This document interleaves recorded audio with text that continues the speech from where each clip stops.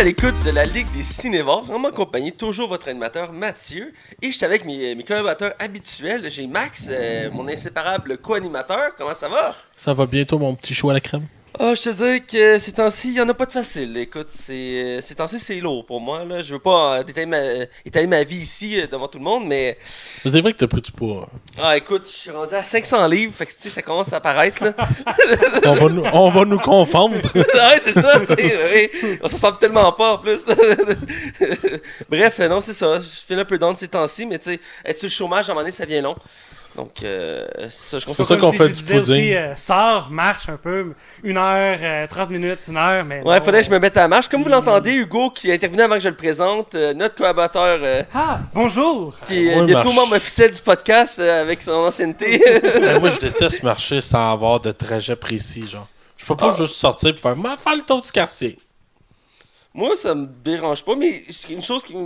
J'aime ça être avec quelqu'un, comme ça je peux jaser. Marcher tout seul... J'avoue que c'est plate, marcher tout seul. J'ai fait ça en fin de semaine, marcher tout seul. Parce que j'avais besoin de sortir avec mes écouteurs, ma musique. J'étais comme, ouais... Ben, je je le faisais dans le temps, genre dans le temps que j'avais mes écouteurs, puis tu sais, écoute, c'était la première fois que j'avais un MP3 avec 20 tonnes, je capotais ma vie. Puis là, j'étais comme, hey, je pouvais écouter de l'album de Billy Talon au complet en faisant le tour du quartier. Mais maintenant, j'ai comme un char. Fait qu'il écoute ça en char. Ouais, c'est ça, les choses ont comme changé un peu, là. J'écoute des podcasts à la route. En écoutez-vous, non? Non, ouais. Ben... Vous en faites, mais... Non, j'écoute des fois des émissions, principalement à la semaine prochaine que j'écoute en redifféré. Souvent, quand je viens ici pour enregistrer le podcast, je l'écoute en chemin, vu que c'est quand même un long trajet pour moi. Mais la shot que j'ai ri là, comme un esti de focal pendant que tu avais dit un nom tout croche, je sais pas si tu t'en rappelles, je pense que c'était pendant l'épisode de Venom. Je pense que oui, c'était Venom. Hey, je me suis réécouté moi-même 4-5 fois, je me trouvais tellement drôle de rire autant. Là. Je pensais dans les acteurs, j'en prononce un, puis Max, il part dans un fou rire, là, mais j'étais prêt de l'arrêter, il riait, puis... Pour vrai, j'étais pas arrêtable, ça me faisait tellement rire. Là. Il s'est tellement planté que c'était comme le summum, là, tu sais. Bref, on revient au podcast. Cette semaine, on critique un gros film qui vient de sortir, encore une fois. On est en feu ces temps-ci, on en parlait en ondes. On n'a plus une crise de scène non plus. Max est rendu qui doit se prostituer pour avoir de l'argent. By the way, tu me dois 20$. Là. Tu te trompes avec Hugo. Bref, on critique Les Animaux Fantastiques 2, Les Crimes de Grindelwald. Quoi? Je me reprends, excusez-moi. Les Animaux Fantastiques 2, Les Crimes de Grindelwald. Voilà, bref. Ou dans son nom original, Fantastic Beasts, The Crime of Grindelwald. Ouais, en anglais, exactement. Hein? Ça a plus de gueule, hein? On parlera un peu plus loin de ce film-là, mais pour l'instant, on va parler entre autres de Netflix, de Deadpool et Who Gonna Call is Ghostbusters. Alors, sans plus attendre, on va du côté des chroniques. Les chroniques. Alors, on est du côté des chroniques et on commence par ce qu'on a vu et écouté. Et je laisse la parole à Max parce qu'il y a beaucoup de choses à dire. Ouais, ben cette semaine, j'ai été super actif. J'ai écouté beaucoup de choses. Je voulais pas vous empiéter sur votre temps, les gars, parce que je suis un gars de même. Mais, tu sais, je savais pas quel film je pouvais écouter cette semaine. Tu sais, vu que j'avais beaucoup de temps. Fait que t'as écouté la trilogie de Cézanneau version longue. Ah, tabarnak, non. Un bon 10 heures de fun. Un bon film de princesse. Ben, j'ai écouté Alana Express. Ah ouais? Oui, je vous jure. Ok, je sais quoi. C'est un bon film avec Seth Rogen qui filme du pot. Hugo, ça va? C'est bon, Hugo n'est plus là. Il nous a quittés. Ouais, c'était un bon film. C'est bon. Je pense qu'on va enchaîner parce que là, on va perdre Hugo. Bon, je vais y aller parce que Hugo a plus de souffle. Juste pour mettre en contexte, Max n'a rien vu. Il essaie de se reprendre, mais ça... t'aurais pas dû me trahir. Ah, écoute, parce que personne ne comprenait pourquoi Hugo était plus là. Il fallait expliquer le fait qu'il soit dans la corde. Donc, bref, je vais aller avec ce que j'ai vu. Mais c'est le temps à Hugo de reprendre son souffle. J'ai écouté 2 films que j'avais déjà vus, puis un que je n'avais jamais vu encore, que j'ai écouté d'ailleurs avec Hugo, que je vais finir avec ça pour laisser le temps à Hugo de reprendre son souffle. Et dans le fond, j'ai écouté le film Le Justicier, ou en anglais The Equalizer. Le 2 est sorti cet été. C'est pas de Equalizer? Oui, exactement. C'est ça que j'ai dit. Et le 2 est sorti cet été et je l'avais bien aimé. À la française. Voilà. Et je cherchais un film à écouter cette semaine d'action. Là, je regardais sur mon site très légal HDS. Rest in peace, SDH. Effectivement, c'est très triste, mais j'en reparlerai un petit peu plus loin des nouvelles de ce site-là, parce que je ne veux pas empiéter sur cette section-là. Mais dans le fond, j'ai tombé sur ce film-là dans les choix qu'il me proposait, et j'ai écouté le premier avec Denzel Washington, et qui est de First. C'est un excellent acteur. Denzel Washington, j'adore la plupart des films qu'il fait. Je pense que j'en ai aucun que j'ai pas aimé de lui. Et dans celui-ci, j'adore son personnage. Il est Comment très ça bon. s'appelle le film là, qui doit sauver son gars puis il tient en otage un hôpital? Là? Qui doit une transplantation de cœur. J'ai pas la mémoire des noms, ça je peux te le dire. Mais je sais de quoi tu parles, là. Je sais de quoi tu parles, mais Ah ouais, je tu sais sais de pas quoi je parle? Au moins, ok. Ouais. Je sais de quoi tu Déjà vu parles. le film? Avez-vous déjà vu le film Déjà Vu? Déjà vous? Ouais, Déjà Vu. Déjà vu, non? Le nom me dit de quoi, là? Ouais, le film là, avec Denzel Washington, c'était comme, ça se disait comme un film d'action, puis il n'y a pas une crise de scène d'action dans le film. Ça vous dit rien? Ça me dit rien. Le nom, le titre me dit quelque chose, mais je peux pas te dire l'histoire en tant que telle, là. Ah, ok. Mais je vais continuer à parler de ce que je disais. Ouais, vas-y, Donc, Mathieu, un on excellent t'écoute. film d'action que j'ai aimé écouter, que je me tente pas de voir. Je pense que ça fait 3 fois que je le vois dans ma vie. Et toujours aussi bon écouter les scènes d'action. Le personnage est attachant, le personnage principal. Donc, pour ceux qui n'ont pas encore eu la chance d'écouter ça, je vous invite à les découvrir.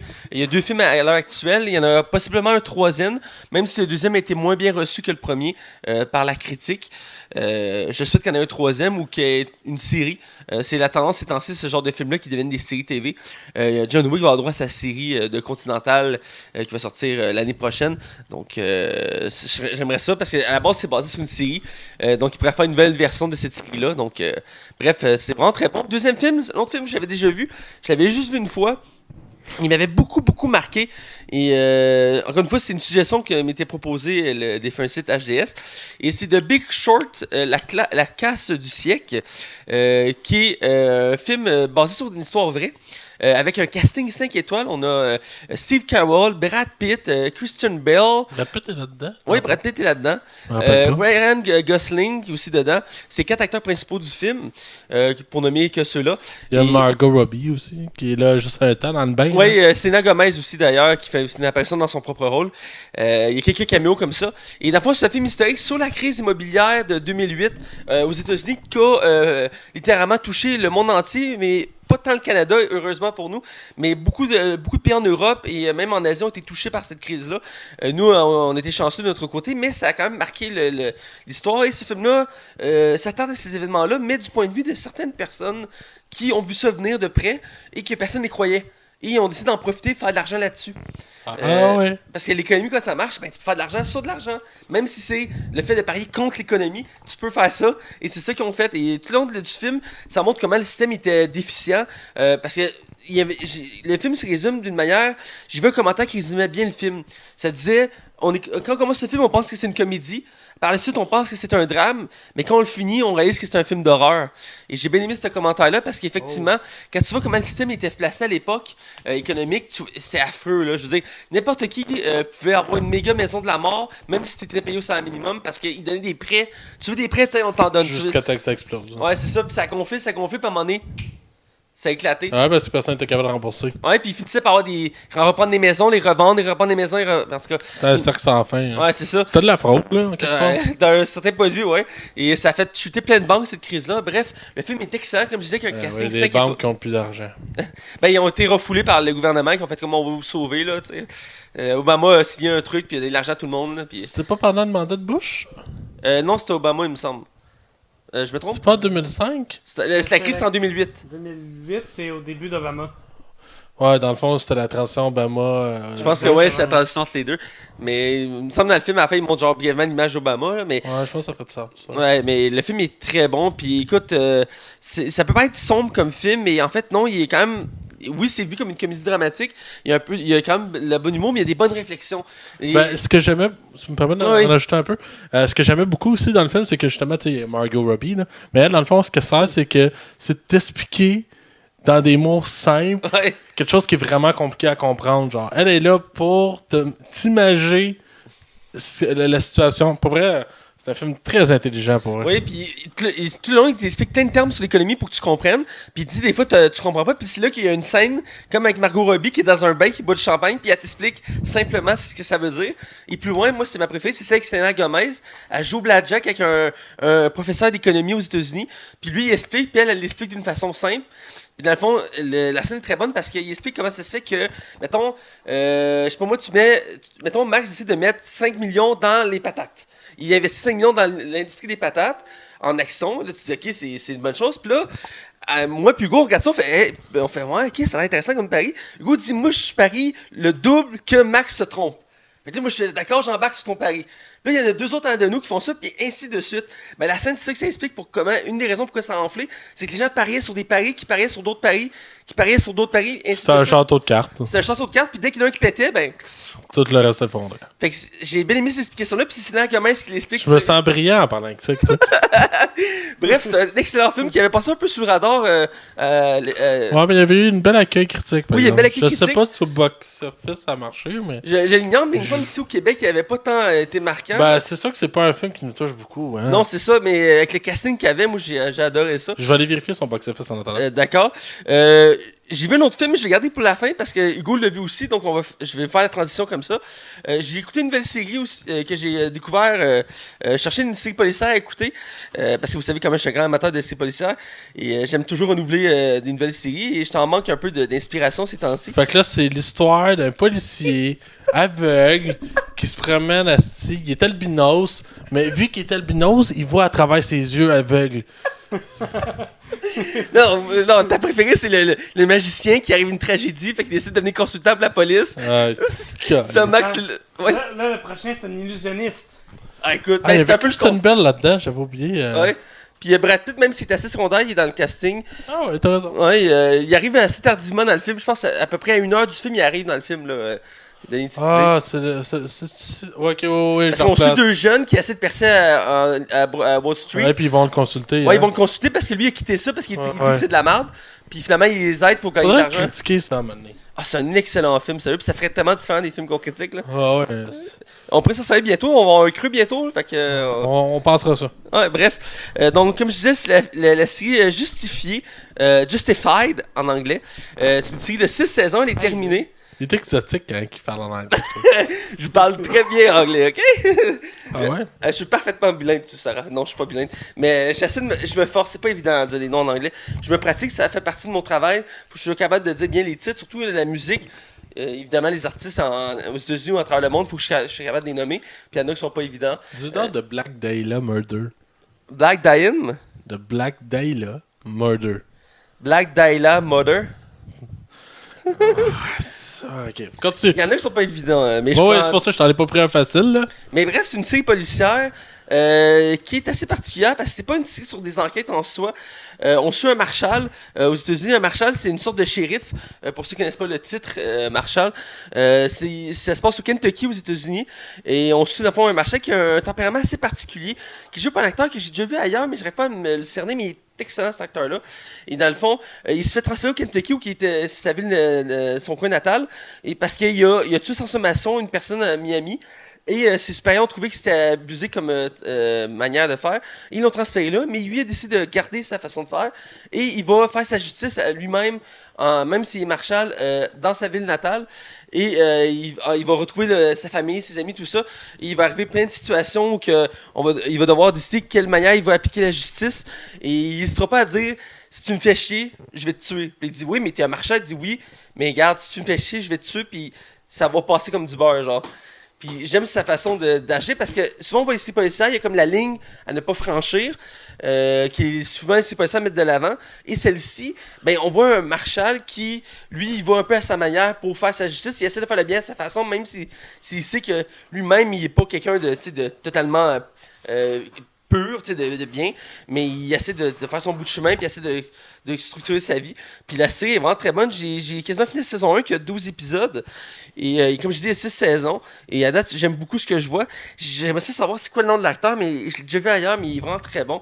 Et puis il y a une des particularités aussi, c'est peut-être pour ça aussi que j'accroche autant à sa série. Il met l'emphase beaucoup sur le fait qu'il porte des chapeaux de cow-boy. Puis à certains moments, des fois, il se fait voler ou des trucs comme ça. Puis il va mettre l'emphase sur le fait qu'il tient à son chapeau. À un moment donné, il se fait la gueule dans un bar, puis le gars, il vole son chapeau, puis il s'en va. Puis tout le long de l'épisode, il va essayer de retrouver son chapeau, puis à la fin, il va le retrouver, il va dire, regarde, moi, je veux pas me battre, mais si vous ne demandez pas mon chapeau, je vais devoir te tuer. Fait que là, le gars, il fait comme, ok, je te rends ton chapeau. On voit que tu l'aimes, tu sais, tu le vois dans le personnage. Je crois qu'il est un homme à chapeau aussi. Ouais, mais je sais pas, ça vient me chercher. C'est pour ça aussi que j'aime beaucoup. On parlait tantôt du jeu Red Dead Redemption 2. Ils mettent beaucoup. Je porte toujours mon chapeau. Ouais, ben c'est ça. Puis je collectionne les chapeaux dans ce jeu-là parce que c'est une des particularités, tu peux collectionner les chapeaux. Fait que je suis désolé, je suis un homme à chapeau, j'aime collectionner les chapeaux. Bref. Je finis avec un film qu'on a été, toi et moi, ensemble, Ouais, pour faire une belle effectivement. transition pendant que Max joue à sa PlayStation. Je ferme ma PlayStation. Nuance, Mathieu. Nuance. Voilà. C'est Contrôle parental en français, Blockhead en anglais. Pour ceux qui le Blocked. savent. Ah, c'est-tu l'affaire avec John Cena? Oui, qui a été Avec écouté il y a John pas si Cena. longtemps. Ouais, c'était pas pire, ça. C'est une comédie pas pire. Écoute, à la base, on n'était pas censé l'écouter, mais on s'était imposé par un de nos amis en commun, Ismaël.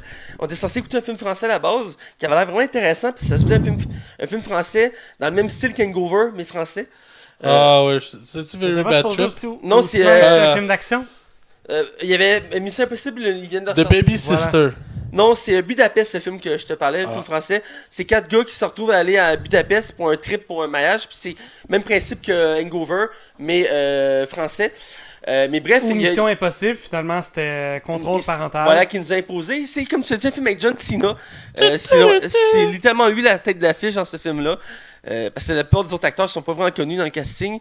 Même il y en a certains, c'est des nouveaux, entre autres les filles, évidemment. Exact. J'ai regardé, il y en a 2 des 3 que c'est genre pas mal leur premier film. Là. Ouais, il y a la fille de John Cena, je l'ai vue dans un autre film sur Netflix, par exemple. Ben ça se peut, mais comme je te dis, il y en a 2 des 3 qui sont genre nouvelles dans le cinéma. Là.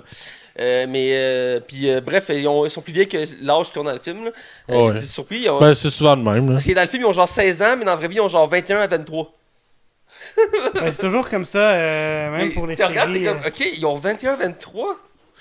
Yeah, ben, eux autres, parce qu'ils avaient l'air jeunes, mais toi, tu pourrais faire la grid, là. Moi, mais bref, c'est ça. Contrôle parental, une comédie, que le concept est très simple du film, c'est le jour du bal bal de finissant de 3 filles, de 3 familles différentes qui se connaissent, et ils ont décidé de faire un pacte de perdre leur virginité ce soir-là. Et les parents vont s'en rendre compte avant le bal, et ils vont décider de tout faire pour pas qu'ils perdent leur virginité ce soir-là. Et donc, on va suivre leur péripétie tout le long de la soirée en tentant d'empêcher leurs enfants comme dirait Max, de copuler. Oui, Max va dire ça. J'utilise ce terme. J'ai jamais fourré, moi. Voilà. Et donc, c'est ça, c'est une comédie assez simple, je dirais, de base. C'est pas très. Je vais pas faire un mauvais jeu de mots, mais c'est pas très profond comme genre de film. Max, ça trouve bien. Pas Max, Hugo, elle trouve très drôle. Mais bref, j'ai apprécié le moment, j'ai trouvé ça quand même drôle. C'est pas la grosse comédie en soi. Je te laisserai parler après du film, Oui, oui, évidemment. oui. Mais j'aime toujours voir John Cena, même si j'ai une préférence de le voir dans des films d'action. J'ai un peu de misère encore au fait qu'il fait des comédies. Ben, il essaie de faire une carrière à la The Rock, là. Ouais, ben c'est ça, puis ça fait un certain temps qu'il le fait, c'est pas sa première comédie, là. Il a fait quelques comédies avant, et ça lui réussit correct, mais c'est pas comme The Rock qui est vraiment polyvalent. J'ai l'impression que John Cena, c'est un peu comme Arnold. Arnold, c'est assez la comédie, il a réussi à 2-3 reprises, mais sans plus. J'ai l'impression que ça fait un peu ça avec John Cena.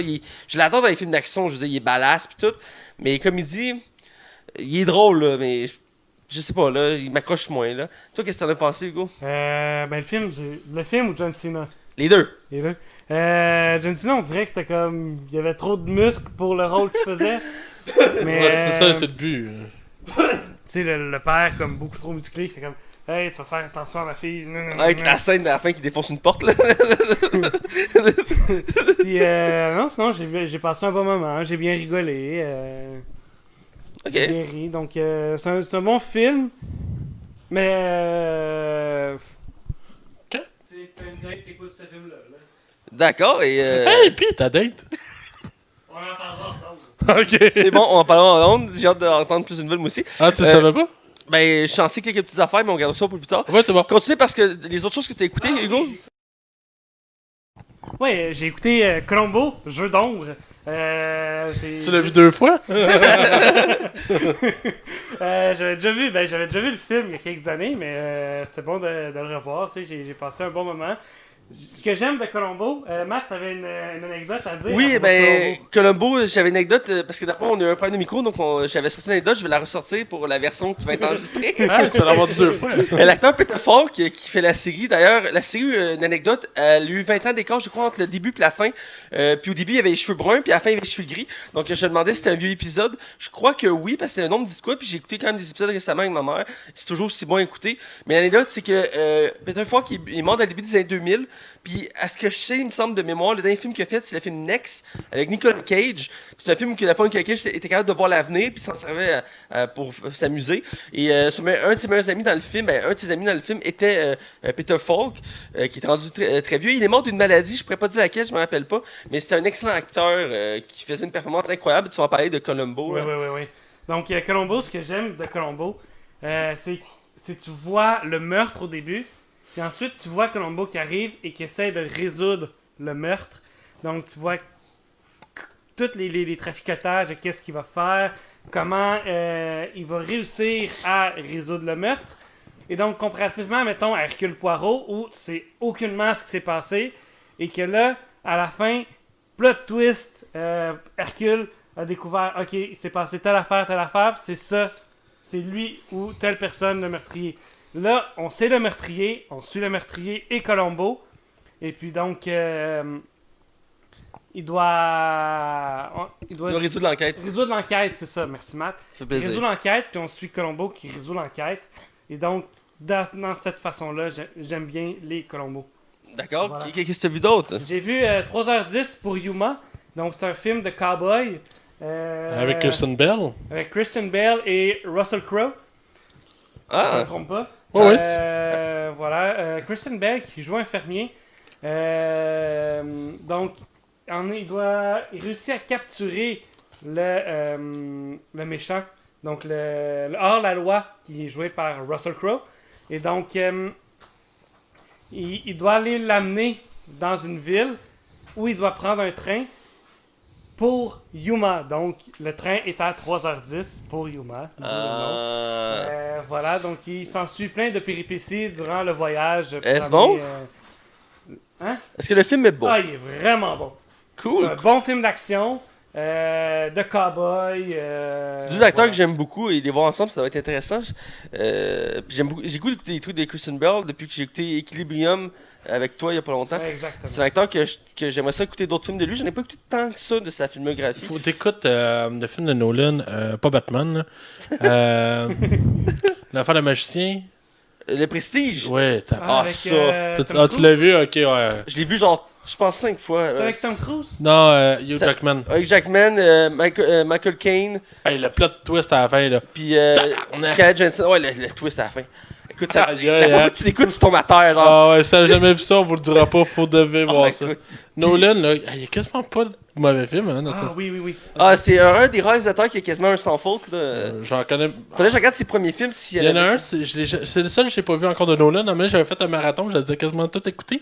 C'était avec Robin Williams puis Al Pacino. Puis Robin Williams, il joue comme un fucké là-dedans. Puis c'était vraiment bizarre. Puis Al Pacino, il y a comme un décalage horaire. Fait qu'il est pas. C'est Insomniac, quelque chose de même que ça s'appelle. Ça me dit rien, ça, non? C'était un remake d'un vieux film. Ça a l'air que c'est super bon, mais je l'ai pas vu encore.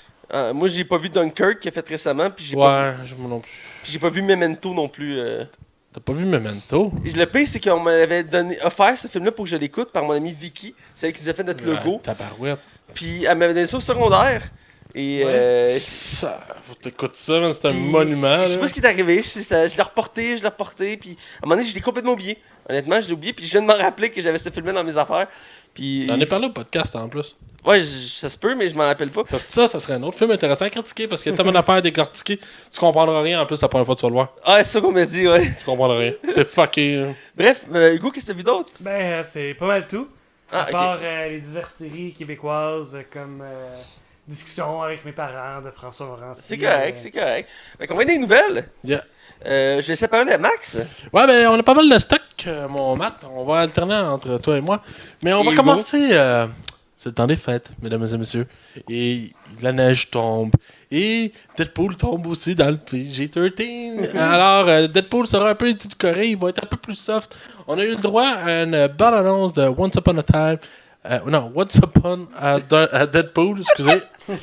Et dans le fond, c'est ça. C'est un Deadpool qui est plus soft, qui aura moins de violence, que le sang va être moins mis de l'avant. Il a le droit d'utiliser. Savais-tu qu'aux États-Unis, pour être PG-13, il ne peut pas monter à 16, ça doit être un fuck. Ouais. C'est.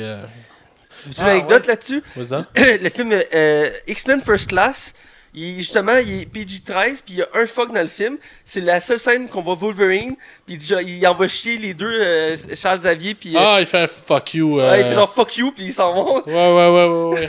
Ok, je le replace.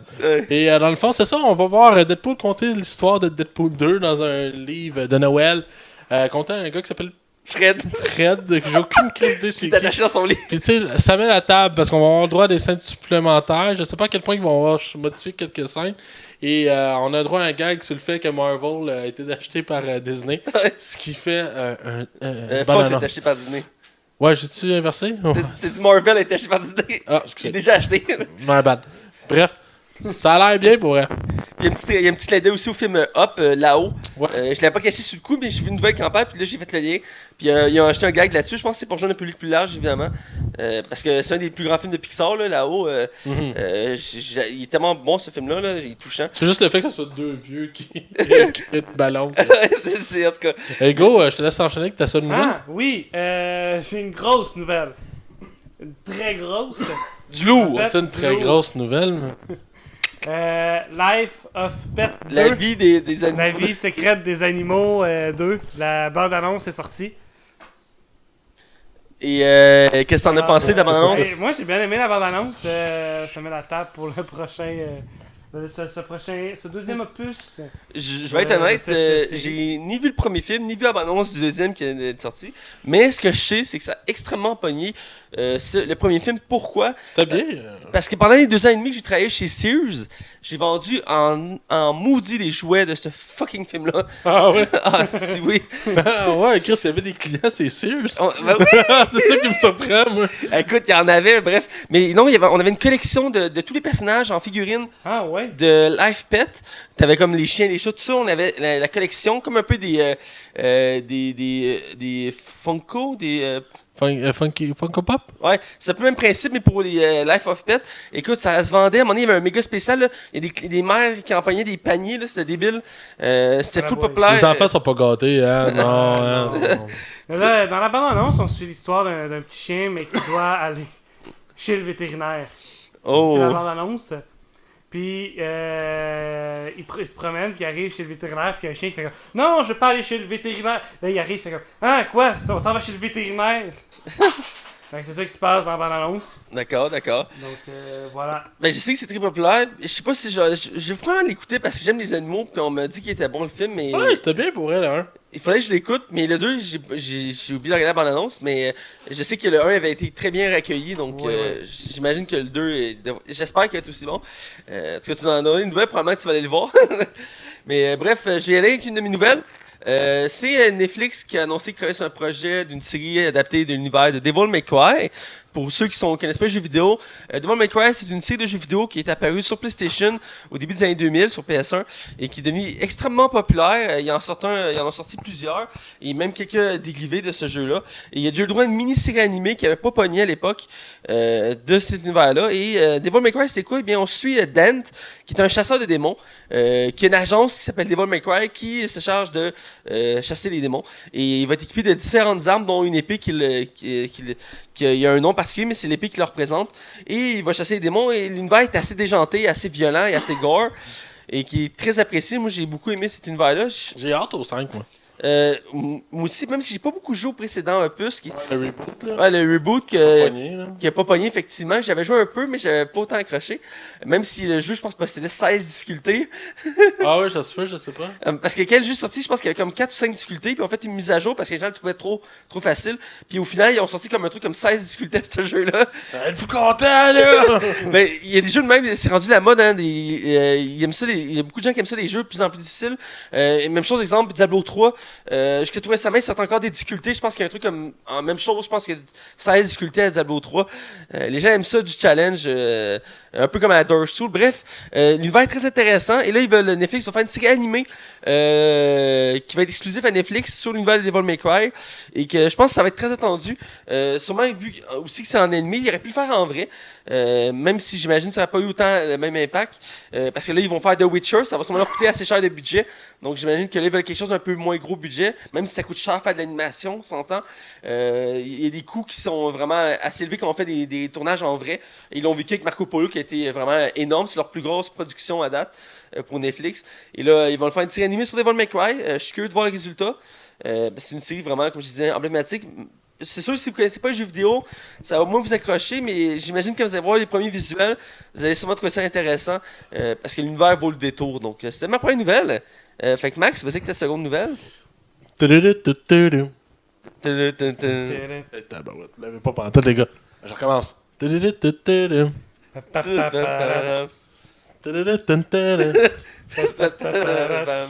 c'est... Bon. Ben, Monsieur Dan Aykroyd, qui était l'acteur principal du premier et du deuxième et qui a écrit les deux films, a annoncé, comme ça, qu'il travaillait actuellement sur un troisième film de Ghostbusters. Un film que ça fait au-dessus de 20 ans qu'on entend parler. Eh oui. Et apparemment, qu'il y a un scénario qui est en production à l'heure qu'on se parle. Et avec le casting original. Ok, Harold Ramis est décédé il y a quelques années. Le fameux réalisateur de La Jour de la Marmotte. Ouais. C'est un excellent film. Et dans le fond, c'est ça, avec le casting original. Fait qu'on reprendrait Bill Murray, puis on reprendrait l'autre monsieur. Là. J'ai malheureusement trop mis de côté. Ça reviendrait, on sait pas ce qui en est où le scénario. Est-ce qu'il est bien avancé? Est-ce qu'on vient juste de commencer la draft? C'est pas tant précisé. On sait juste qu'il y a vraiment de quoi qui est mis sur la table pour éventuellement une suite du troisième film. Et la rumeur voudrait que ça soit aussi la renaissance, dans le sens qu'on a une jeune équipe qui prendrait le flambeau des Ghostbusters pour continuer la franchise. Mais c'est comme bizarre, il n'y a aucune mention que ça serait lié au reboot de Ghostbusters. Je me demande si c'est un hasard. Ce que j'avais lu, c'est qu'ils voulaient faire une vraie suite aux deux premiers films. Je me demande s'ils vont prendre un quatrième acteur pour remplacer l'acteur manquant. Moi, je le remplacerais pas. Non, je le remplacerai pas, mais le concept, c'est qu'ils sont 4. Fait qu'ils leur font un scientifique. Parce que Un petit jeune? Ouais, ils peuvent mettre un petit jeune, j'ai pas de problème, mais je me demande quel acteur va. Moi, je prendrais Channing Tatum, Chris Hemsworth, Chris Pratt. Il te faut un autre service, là. Un autre service. Kevin Hart. Tellement Kevin Hart. Hein? Hein? Je l'ai tué, le film? Non, attends, tu t'es trompé, t'as oublié de mettre The Rock pour lancer une franchise. The Rock deviendrait la nouvelle secrétaire. Oh! Hein? Hein? Avec Chris Hemsworth, là. The Rock en secrétaire. Écoute, ça serait. Puis le méchant, ça serait... Il te faut un acteur comique, mais en même temps qui peut faire le méchant, là. On va trouver de quoi? Melissa McCarthy. Non, Chris, non. Hey, on était dans la Je suis pas capable, cette fille-là. Attends, je cherche l'acteur moi aussi. Attendez, trouvez de quoi, les boys? On cherche, on travaille nos ménages. Will Ferrell. Ah, j'aille pas. Il a déjà fait des méchants. Jim Carrey, peut-être? Jim Carrey. Enfin, duo avec Will Ferrell. As-tu déjà fait un film ensemble, eux autres? Non. Oui. Présentateur vedette 2. Oui, true. Ils sont brièvement les deux dans la même scène. Et c'est aussi un des grands films aussi qu'on a Harrison Ford et Liam Neeson dans le même film aussi. Ben ouais, toi. Ah ouais. Puis Will Smith. Will Smith aussi. Kanye West. L'acteur qui fait Borat. Sacha Baron Cohen. Ouais, c'est ça. Écoute, ce film-là, il avait un méga casting. Là. C'était carré comme film, pour vrai, c'était tellement bon. Ah ouais. Bref. Fait que c'est ça, Ghostbusters 3. Mythe ou réalité? On verra bien dans l'avenir, hein, mais c'est une franchise qui est à succès, donc c'est sûr qu'ils vont vouloir la retravailler. Il y a de quoi à faire, c'est un potentiel immense, ils dorment sur du cash. Ouais, ça c'est sûr. Donc je vais avec ma prochaine nouvelle. Vas-y, mon papa dame. Et c'est une nouvelle sur le film Bird of Prey. On en parle régulièrement ces temps-ci. Le projet est vraiment en train de prendre forme, prendre vie. Le casting est quasiment au complet. On l'a nommé la semaine dernière ou il y a 2 semaines. Et qui allait être le méchant du film? C'est Ewan McGregor, l'ancien Obi-Wan Kenobi, qui va faire le masque, va faire Crown, Black Mask. J'ai un blanc sur le coup, j'essaie de le traduire en français, mais celui-là, il se traduit pas, il me semble. Mais Black Mask. Et là, on a une autre actrice qui était ajoutée au casting, qui manquait, je pense, juste celle pour faire compléter le casting féminin. Quoique, ils n'ont pas encore nommé l'actrice qui va faire Batgirl, ce qui me surprend encore. Il y a des rumeurs, là. Ouais, des rumeurs. Moi, j'ai vu passer, ça serait Hugo. Ce serait Hugo? Ouais. Ah, ok. Ah ouais? Batgirl, Hugo. Ouais, ça, on a Je déjà me eu des- sentirais enfin femme. voilà. Bref, c'est l'actrice Elsa McCarthy. J. Basco, qui est une actrice qui Je commence l'ai à... vraiment écrit comme tu m'as dit. Ouais, hein. je sais, J'étais pris par défaut que je le savais. Mais j'étais capable de le dire correctement. Yeah. Et une actrice qui commence à percer au cinéma. Je pense qu'elle a comme 12 ans. Elle a joué entre autres dans Grey Anatomy, qui est une série que je connais pas vraiment. Elle mais a qui- 12 ans. 12 ou 13 ans. Elle est très Elle a jeune. joué dans Grey's Anatomy, genre récemment. Oui. Ok. Il me semble que c'est ça que j'avais vu sur son casting. Ça se peut, ça se Ça se peut que je me trompe de quelle série, mais en tout cas, elle est pas place une série en ce moment. Et c'est une jeune Non, c'est pas Fifty Shades of Grey. Mais le point était que c'est une actrice très jeune qui va jouer Cassandra Cain. Pour ceux qui sont amateurs de comics, ils savent de qui je parle. Pour Ouais. ceux que non, mais je vous explique. Cassandra Cain fut une ancienne bad girl, mais aussi c'est la fille de Shiva, qui est une des plus grandes assassins de l'univers de DC. Et en fait, entre autres, elle aussi est une assassin qui va devenir comme une justicière anti-héros et qui va faire partie des Birds of Prey. Ils ont pris quand même une actrice assez jeune pour le faire. Même si, à ce que j'ai compris dans le film, ça va être le personnage central dans la mesure que elle va être pourchassée par Black Mask, vu qu'elle est comme une arme vivante. Et les Birds of Prey vont essayer de la protéger. Donc, je suis curieux de voir le résultat avec elle. Il y en a qui pensent que ça va être un peu comme avec X-23 dans Logan. Ça va être une jeune actrice, mais on va voir des scènes d'action assez violentes. Même si j'ai appris récemment, je l'ignorais dans Logan, les scènes de combat, la plupart du temps, ont été faites par ordinateur, vu que l'actrice n'était pas, je veux dire, apte de faire les cascades, tout ça. C'est pas Hugo. là. Non, c'est ça. Donc, mais il y en a qui disent que ça va être un peu comme X-23, comme je disais dans Logan, pour ceux qui ont vu le film Logan. Tu veux savoir quelque chose de drôle, tu sais, dans Kick-Ass, là, Oui.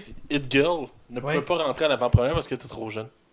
Juste ça de même. Ben, c'est comme le Ah ouais. méchant de Deadpool 2, là, c'est la même chose. Il ne pouvait pas rentrer voir le film Deadpool 2 parce qu'il était trop jeune. Là. Ah ouais, pour vrai? Ouais. Oh wow. Il avait parlé de ça en entrevue. Ils ont dit comment t'as trouvé le film? Il dit ben, je peux pas l'écouter, je peux pas aller voir au cinéma, je suis trop jeune. C'est excellent. Je trouve ça très drôle. Mais qu'est-ce que tu veux? Bref, c'est ça. Donc, le casting commence quasiment à être complet. Je pense qu'il manque pas mal juste Batgirl à confirmer pour le film. Oui, Il la Hugo? garde pour la fin. Deadpool 2, tu parles du jeune garçon que Deadpool doit protéger. Ouais, Ouais. il est un peu à base. Ah ouais. Ouais. Je pense qu'il y a comme 15 ans, je pense, dans le film. Là. Bref, tout ça pour dire que, voilà, donc j'ai hâte de voir. Je suis vraiment curieux de savoir qui va faire Batgirl, honnêtement. C'est le dernier gros morceau qui manque pour ce film-là. J'ai entendu dire que c'était Alicia Silverstone. Alicia, c'est plus ça. Non. Elle a fait une très mauvaise Batgirl dans Batman et Robin. Je pense pas qu'elle va reprendre le rôle. Elle va peut-être faire une référence en faisant la mère de Batgirl, je sais pas, là, mais non. Même pas. Ils ont tendance d'ici à reprendre des acteurs qui ont déjà joué des personnages pour leur faire les parents ou d'autres personnages secondaires. Tout ça pour dire que c'était ma nouvelle sur Bird of Prey. J'ai hâte d'en avoir plus de nouvelles. Puis ce film-là a l'air vraiment d'être ambitieux pour DC. Donc, à voir. Je te laisse continuer, Max, avec ta prochaine nouvelle. Oui, ben officiellement, Netflix a annoncé qu'elle allait donner 5 millions pour un film québécois qui va être oui. une exclusivité québécoise. En fait, c'est monsieur Patrice Laliberté, un réalisateur de 32 ans, qui a plusieurs courts-métrages à son actif. J'ai lu mot pour mot ce qui est écrit dans la presse. Et dans le fond, c'est ça, c'est un réalisateur qui a fait beaucoup de courts-métrages, mais il n'a jamais fait de longs-métrages. Pas fait de télé non plus. Netflix s'engage à essayer de faire un produit de qualité avec lui. Je trouve ça osé parce que le thème va être horrifique nordique. Ah! Fait qu'un film genre ambiance horreur, qui n'est pas nécessairement un film d'horreur, dans une ambiance froide comme le Québec, parce que Comme le Chris, ça a Québec, l'air- ça va être tourné au Québec, que j'ai entendu ça a ça. l'air qu'on est juste spoté avec le froid. Hein. Nous Hey, autres, c'est drôle, j'ai une anecdote là-dessus. J'étais super avec mes parents hier, puis on parlait de cinéma, puis mon père venait de voir le film Le Revenant avec Leonardo DiCaprio. Puis quand j'ai dit que le film était tourné au Canada, il était comme non, le film se passe aux États-Unis. Et je dis oui, il se passe aux États-Unis, mais à chaque fois qu'il y a un film nordique, ils viennent quasiment tout le temps tourner au Canada parce qu'on est reconnu pour avoir un territoire nordique. Donc, ils s'en servent pour ça. Et effectivement, quand tu vas voir la fiche technique du film, beaucoup de scènes qui ont été tournées dans le grand froid ont été tournées au Canada ou au Pérou.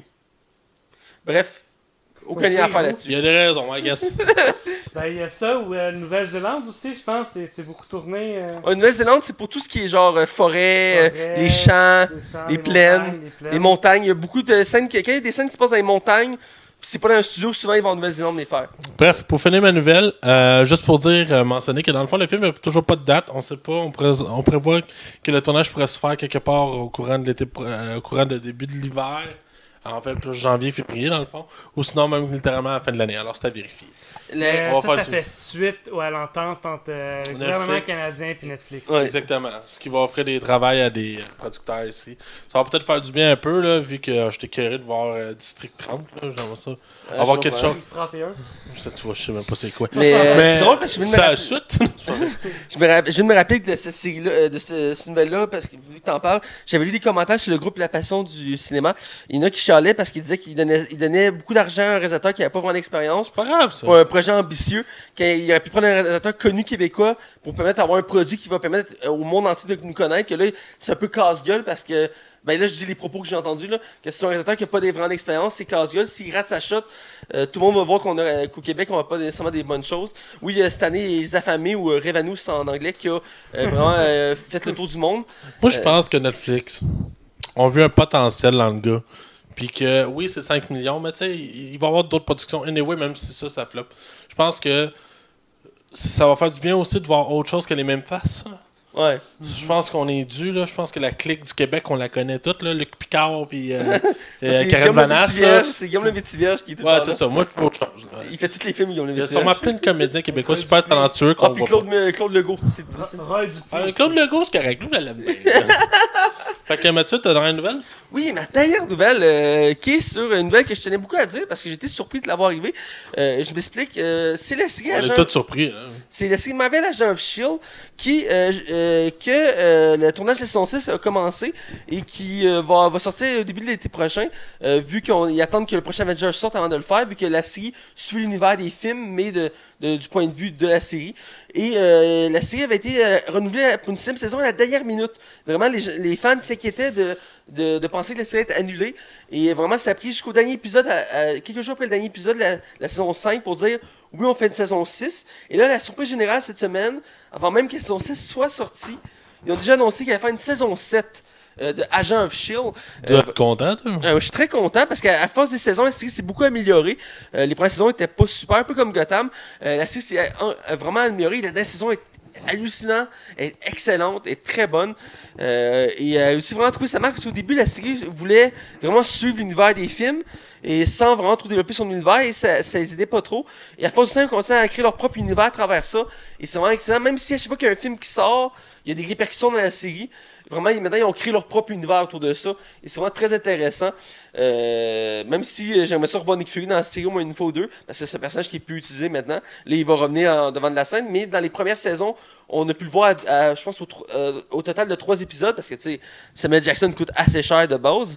Donc, tu peux pas te permettre de le mettre dans une saison complète. Mais... Ouais, s'ils suivent l'univers de Marvel, Ouais. est-ce qu'il y en a qui ont disparu en poussière comme non, justement, c'est pour ça que la série attend l'été prochain pour continuer. Ils veulent pas... à la fin de la dernière saison, ils font mention que Thanos est là, mais la série finit là. Fait que ça finit juste avant que Thanos arrive sur Terre, et la suite va se passer après le dernier Avenger. Donc, on verra pas si... ils vont en parler, mais en tant que tel, on sait pas si on a disparu, tu comprends? Ah, c'est fou, on est rendu 19, on a toujours pas eu de bande-annonce de... D'Avenger, ouais. Ouais, on sait même pas de nom. C'est une question de semaine, là, c'est de jour même. Là. C'est que j'ai hâte. Ouais, ils l'ont Il dit. peut arriver demain, là. Ah, c'est ça, là.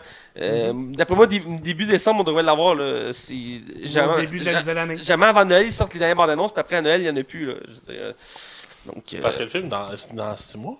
Ben, ouais, il sort au début, à la fin du Au mois de mai, ça, je sais. ouais, au mois de mai, c'est ça, je voulais dire, ouais. Donc, Il parle même qu'il pourrait sortir en avril si tout va bien. ben, ce serait un peu juste avec le fait que Captain Marvel sort en février, je crois. Ouais, mais ça a fait la même affaire avec... Ouais, ils l'ont fait avec Black Panthers, c'est pas impossible. On va voir. On va voir. Bref, tout ça pour dire que je suis vraiment content pour Agent of S.H.I.E.L.D. Si vous connaissez l'univers Marvel puis vous connaissez pas cette série-là, je vous invite à la découvrir. Parce que ça fait vraiment un beau complémentaire avec les films. Parce qu'ils font beaucoup de liens. Il y a quelques personnages qui font la transition entre les films et la série. Et le personnage principal qui est Phil Coulson est vraiment très bon comme personnage et comme acteur. Donc vraiment, voilà. Donc on va aller du côté de la zone box-office. Allons-y. Bienvenue dans les chroniques box-office de Max. Alors, on est du côté box-office. Et là, Max, on peut être nos prédictions de la semaine dernière Ah oui, madame. et de tes nouvelles prédictions. Ben, j'ai pas de prédiction. Je vais m'expliquer pourquoi les 2 prochaines semaines, il n'y aura pas de spécial à Box Office Max. Parce que la raison est simple, ben, il n'y a pas de film. Il n'y a pas de. Ouais, ben. Il n'y a pas de grosse sortie. Pour vrai, Harry Potter a vraiment le champ libre pour les 2 prochaines semaines. C'est une bonne chose pour lui parce qu'il va en avoir besoin. Dans le fond, on va commencer par Instant Family. Ouais, Instant Family. On avait prédit, toi et moi, Mathieu. Non, Hugo puis moi, excuse-moi. Ouais. C'est ça. 6 millions ensemble pour ce film-là. Ben, le film m'a surpris. Il a fait 14 millions à son premier week-end. Fait que Mathieu a c'est le gagné le plus proche. À Price is Right, tu gagnerais. Ouais, je suis bon. J'aime pas. Cette émission-là, je la trouve un peu absurde, mais quand j'ai écouté ça avec mes parents, j'étais tout en mot pour prédire le chiffre le plus proche. Ouais, ben, pas le prochain. Ouais, je me suis fait aveugler par mon amour de cette franchise. Fantastic Beast, le 2, qui est un des scores les plus bas au box-office, saviez-vous? C'est le plus bas de la franchise depuis le premier. Là. Ouais, ça, je sais, ouais. Alors, le film, je ne dirais pas le montant, mais Hugo avait prédit 70 millions, qui est très bien.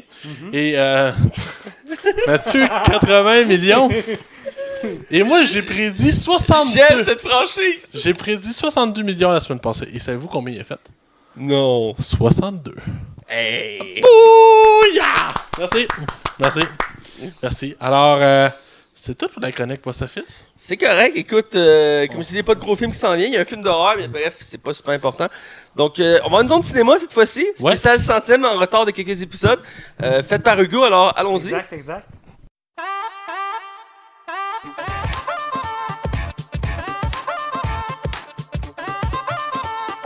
Bienvenue dans la zone cinéma.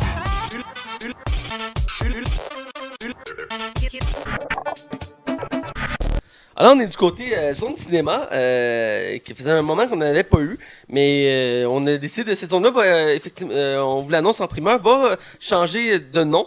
Elle va être entièrement consacrée à Hugo. Ça va être l'univers d'Hugo. Donc, c'est la zone Hugo. Elle va sûrement avoir un autre nom particulier. Pour l'instant, on va l'appeler la zone Hugo. J'ai dit la zone cinéma tantôt pour pas vous perturber, mais les prochaines zones qui vont exister, ça va être au nom d'Hugo. Il va avoir même son propre jingle qu'on est en préparation à faire. Exactement. Et donc, sans plus attendre, j'ai hâte d'entendre ta chronique. Oui, c'est une spéciale chronique de la centième. Alors, félicitations messieurs, aujourd'hui on est maintenant rendu à la 103e épisode. Aucun retard. Ça passe comme de En retard l'eau. de 3 épisodes. Alors. Alors, je vous fais un petit recap du podcast en chiffres. Vas-y. Alors, le podcast en 103 épisodes, c'est... Est-ce que vous avez déjà calculé le nombre d'heures que ça fait, messieurs? Non. C'est 155 heures et 3 quarts. Tabarnak. Ce qui fait d'écoute, ce qui fait 150... Ah mon dieu, mon ordi qui a décidé qu'il se fermait. Ça fait 155 heures, 42 minutes et 51 secondes. Fait que c'est l'équivalent de... 6 jours, 11 heures, 42 minutes et 51 secondes. Fait que cette année, on va être capable de se rendre à 7 jours back-à-back sans arrêter. Exactement. Ça, c'est si on écoute les 103 épisodes, 102 épisodes back-à-back. En moyenne, ça fait 1h31 minutes et 36 secondes par épisode. Ouais, c'est le temps qu'on se donne à peu près. Oui. Vive Excel! C'est juste, dans le fond, c'est parce qu'on coupe Mathieu. Fait que sinon, on serait à une moyenne de 3 heures. Continue. Et les épisodes les plus longs? Ouais. Est-ce que vous en rappelez? Je sais le plus short, mais le plus long. Long, 2h20 minutes. Ah, t'es pas loin, Matt. En 4e position, Mission Impossible et Deadpool qui font 2 heures. 2 heures. Bravo, Ah, Max! yeah. 2 heures. High five! Yeah. Ensuite, en 3e place, Lord of the Ring, The Fellowship of the Ring. L'épisode préféré de Max. Ah, ouais, là. C'est ça. J'ai pas calculé le temps que ça, j'ai pas mis le temps que ça prenait pour l'épisode. En 2e place, mon ordi veut bien coopérer. Ouais. C'est un peu dur, mon chum. Ouais. Tu t'appelles-tu Alors, de l'épisode? Il s'en vient. Toujours est-il... Ah, voilà! Star Wars The Last Jedi qui fait 2h, 7 minutes et 21 secondes. Eh, quand même. Et le premier, c'est le top 10 de 2016 qui fait 2h, 12 minutes. Ah, je sais pas loin que mon 2h20 minutes. 2h12. Et le plus court, Ah, je le sais, c'est quoi? Moi aussi. en 3e place, Je vais acheter le plus, mais... Sausage Party. Ah, je pensais que c'est le C'est premier. pas lui. Fait 55 minutes. C'est pas lui le plus short. Non. Oh, Ensuite- Hitman. 2e place, C'est l'épisode que vous avez fait, le deuxième épisode que vous avez fait en... Spider-Man. C'est Suicide Squad. Ah, le premier?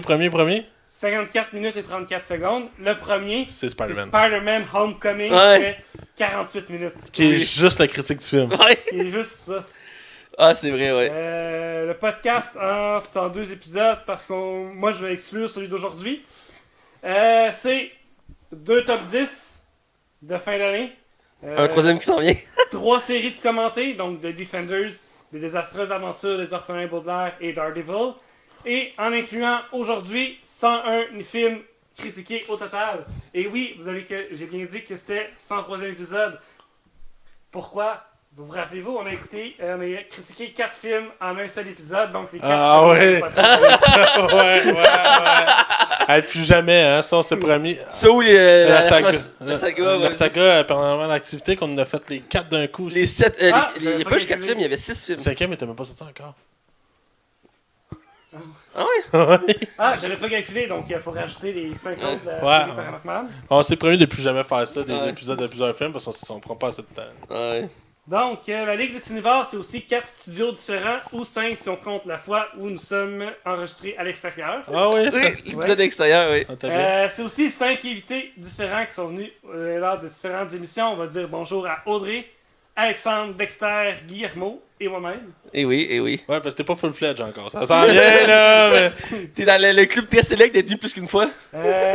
Enfin, je ne peux passer sous silence le merveilleux anglais de Matt. Merci, merci. I I speak very well in English. C'est amélioré quand même depuis le début. J'écoutais le podcast l'an passé avec Nicolas. Quand j'avais rien à faire à l'appart, que je me tournais les pouces dans mon entre-saison.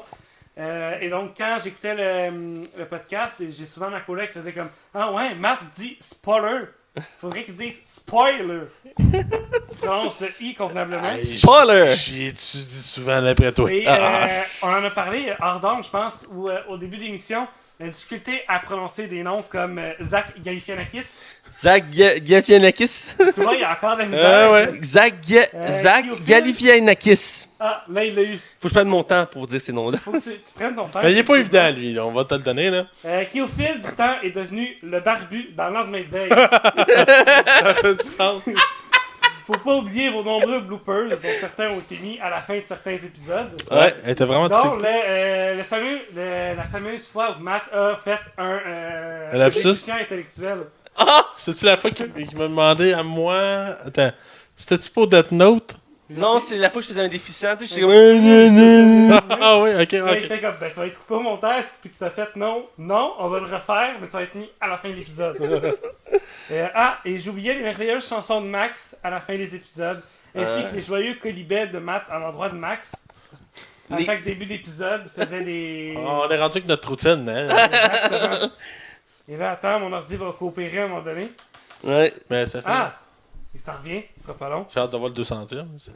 Écoute. Alors, voilà. J'ai fini ma zone cinéma en disant simplement une autruche, outre le fait que ça de mettre sa tête dans le sable, mais joyeux ours, ça peut aussi courir vite en tabarnak. Sur ce, joyeux centième, Merci. 103e épisode Yeah. et 97 autres. Faut falloir que tu On m'expliques revient. l'autruche, je me rappelle plus. Je t'ai vraiment comparé à une autruche. T'avais vraiment parlé d'une autruche, c'était début de l'automne. Ça t'a marqué parce que tu m'en Ça m'a parles. marqué, j'étais vraiment outré. Max en sort des bonnes. Bref, on se rejoint à la 150e ou à la 200e épisode. C'est excellent. Écoute, Hugo, j'apprécie ce beau montage. Ça a dû te prendre Ouais, du c'était temps drôle. à faire. Mettons, j'ai commencé ça comme à 98-99e épisode à écrire ça. Et puis, pour que ce soit prêt pour la 100e. Et puis, On te mettons, quand reportait. on est à la 100e, j'ai oublié mon ordi. Et puis, à la 101e, on a fait oh non, les gros. Stanley une vient de grosse émission, ça mourir. n'a pas le temps. Puis, la semaine passée, Stanley vient de mourir. Fait que, Stanley, tu me fais chier. J'ai pas pu faire ma zone cinéma. Mais bon. On avait de quoi à parler la semaine passée. Écoute, ça fait très apprécié ta zone cinéma qui va devenir la zone à Hugo ou la bulle à Hugo, Ça whatever. On va va, trouver un ouais. concept. Ouais, ça s'en vient. On va Ça changer. La s'en zone vient, cinéma va se on va métamorphoser essayer de bientôt. trouver quelque Ouais, on va façonner de quoi. Donc, écoute, c'est très apprécié. Je suis très content d'avoir fait autant d'épisodes avec vous, les boys, et j'ai Yes. hâte de continuer. Projet de 2 ans déjà, là.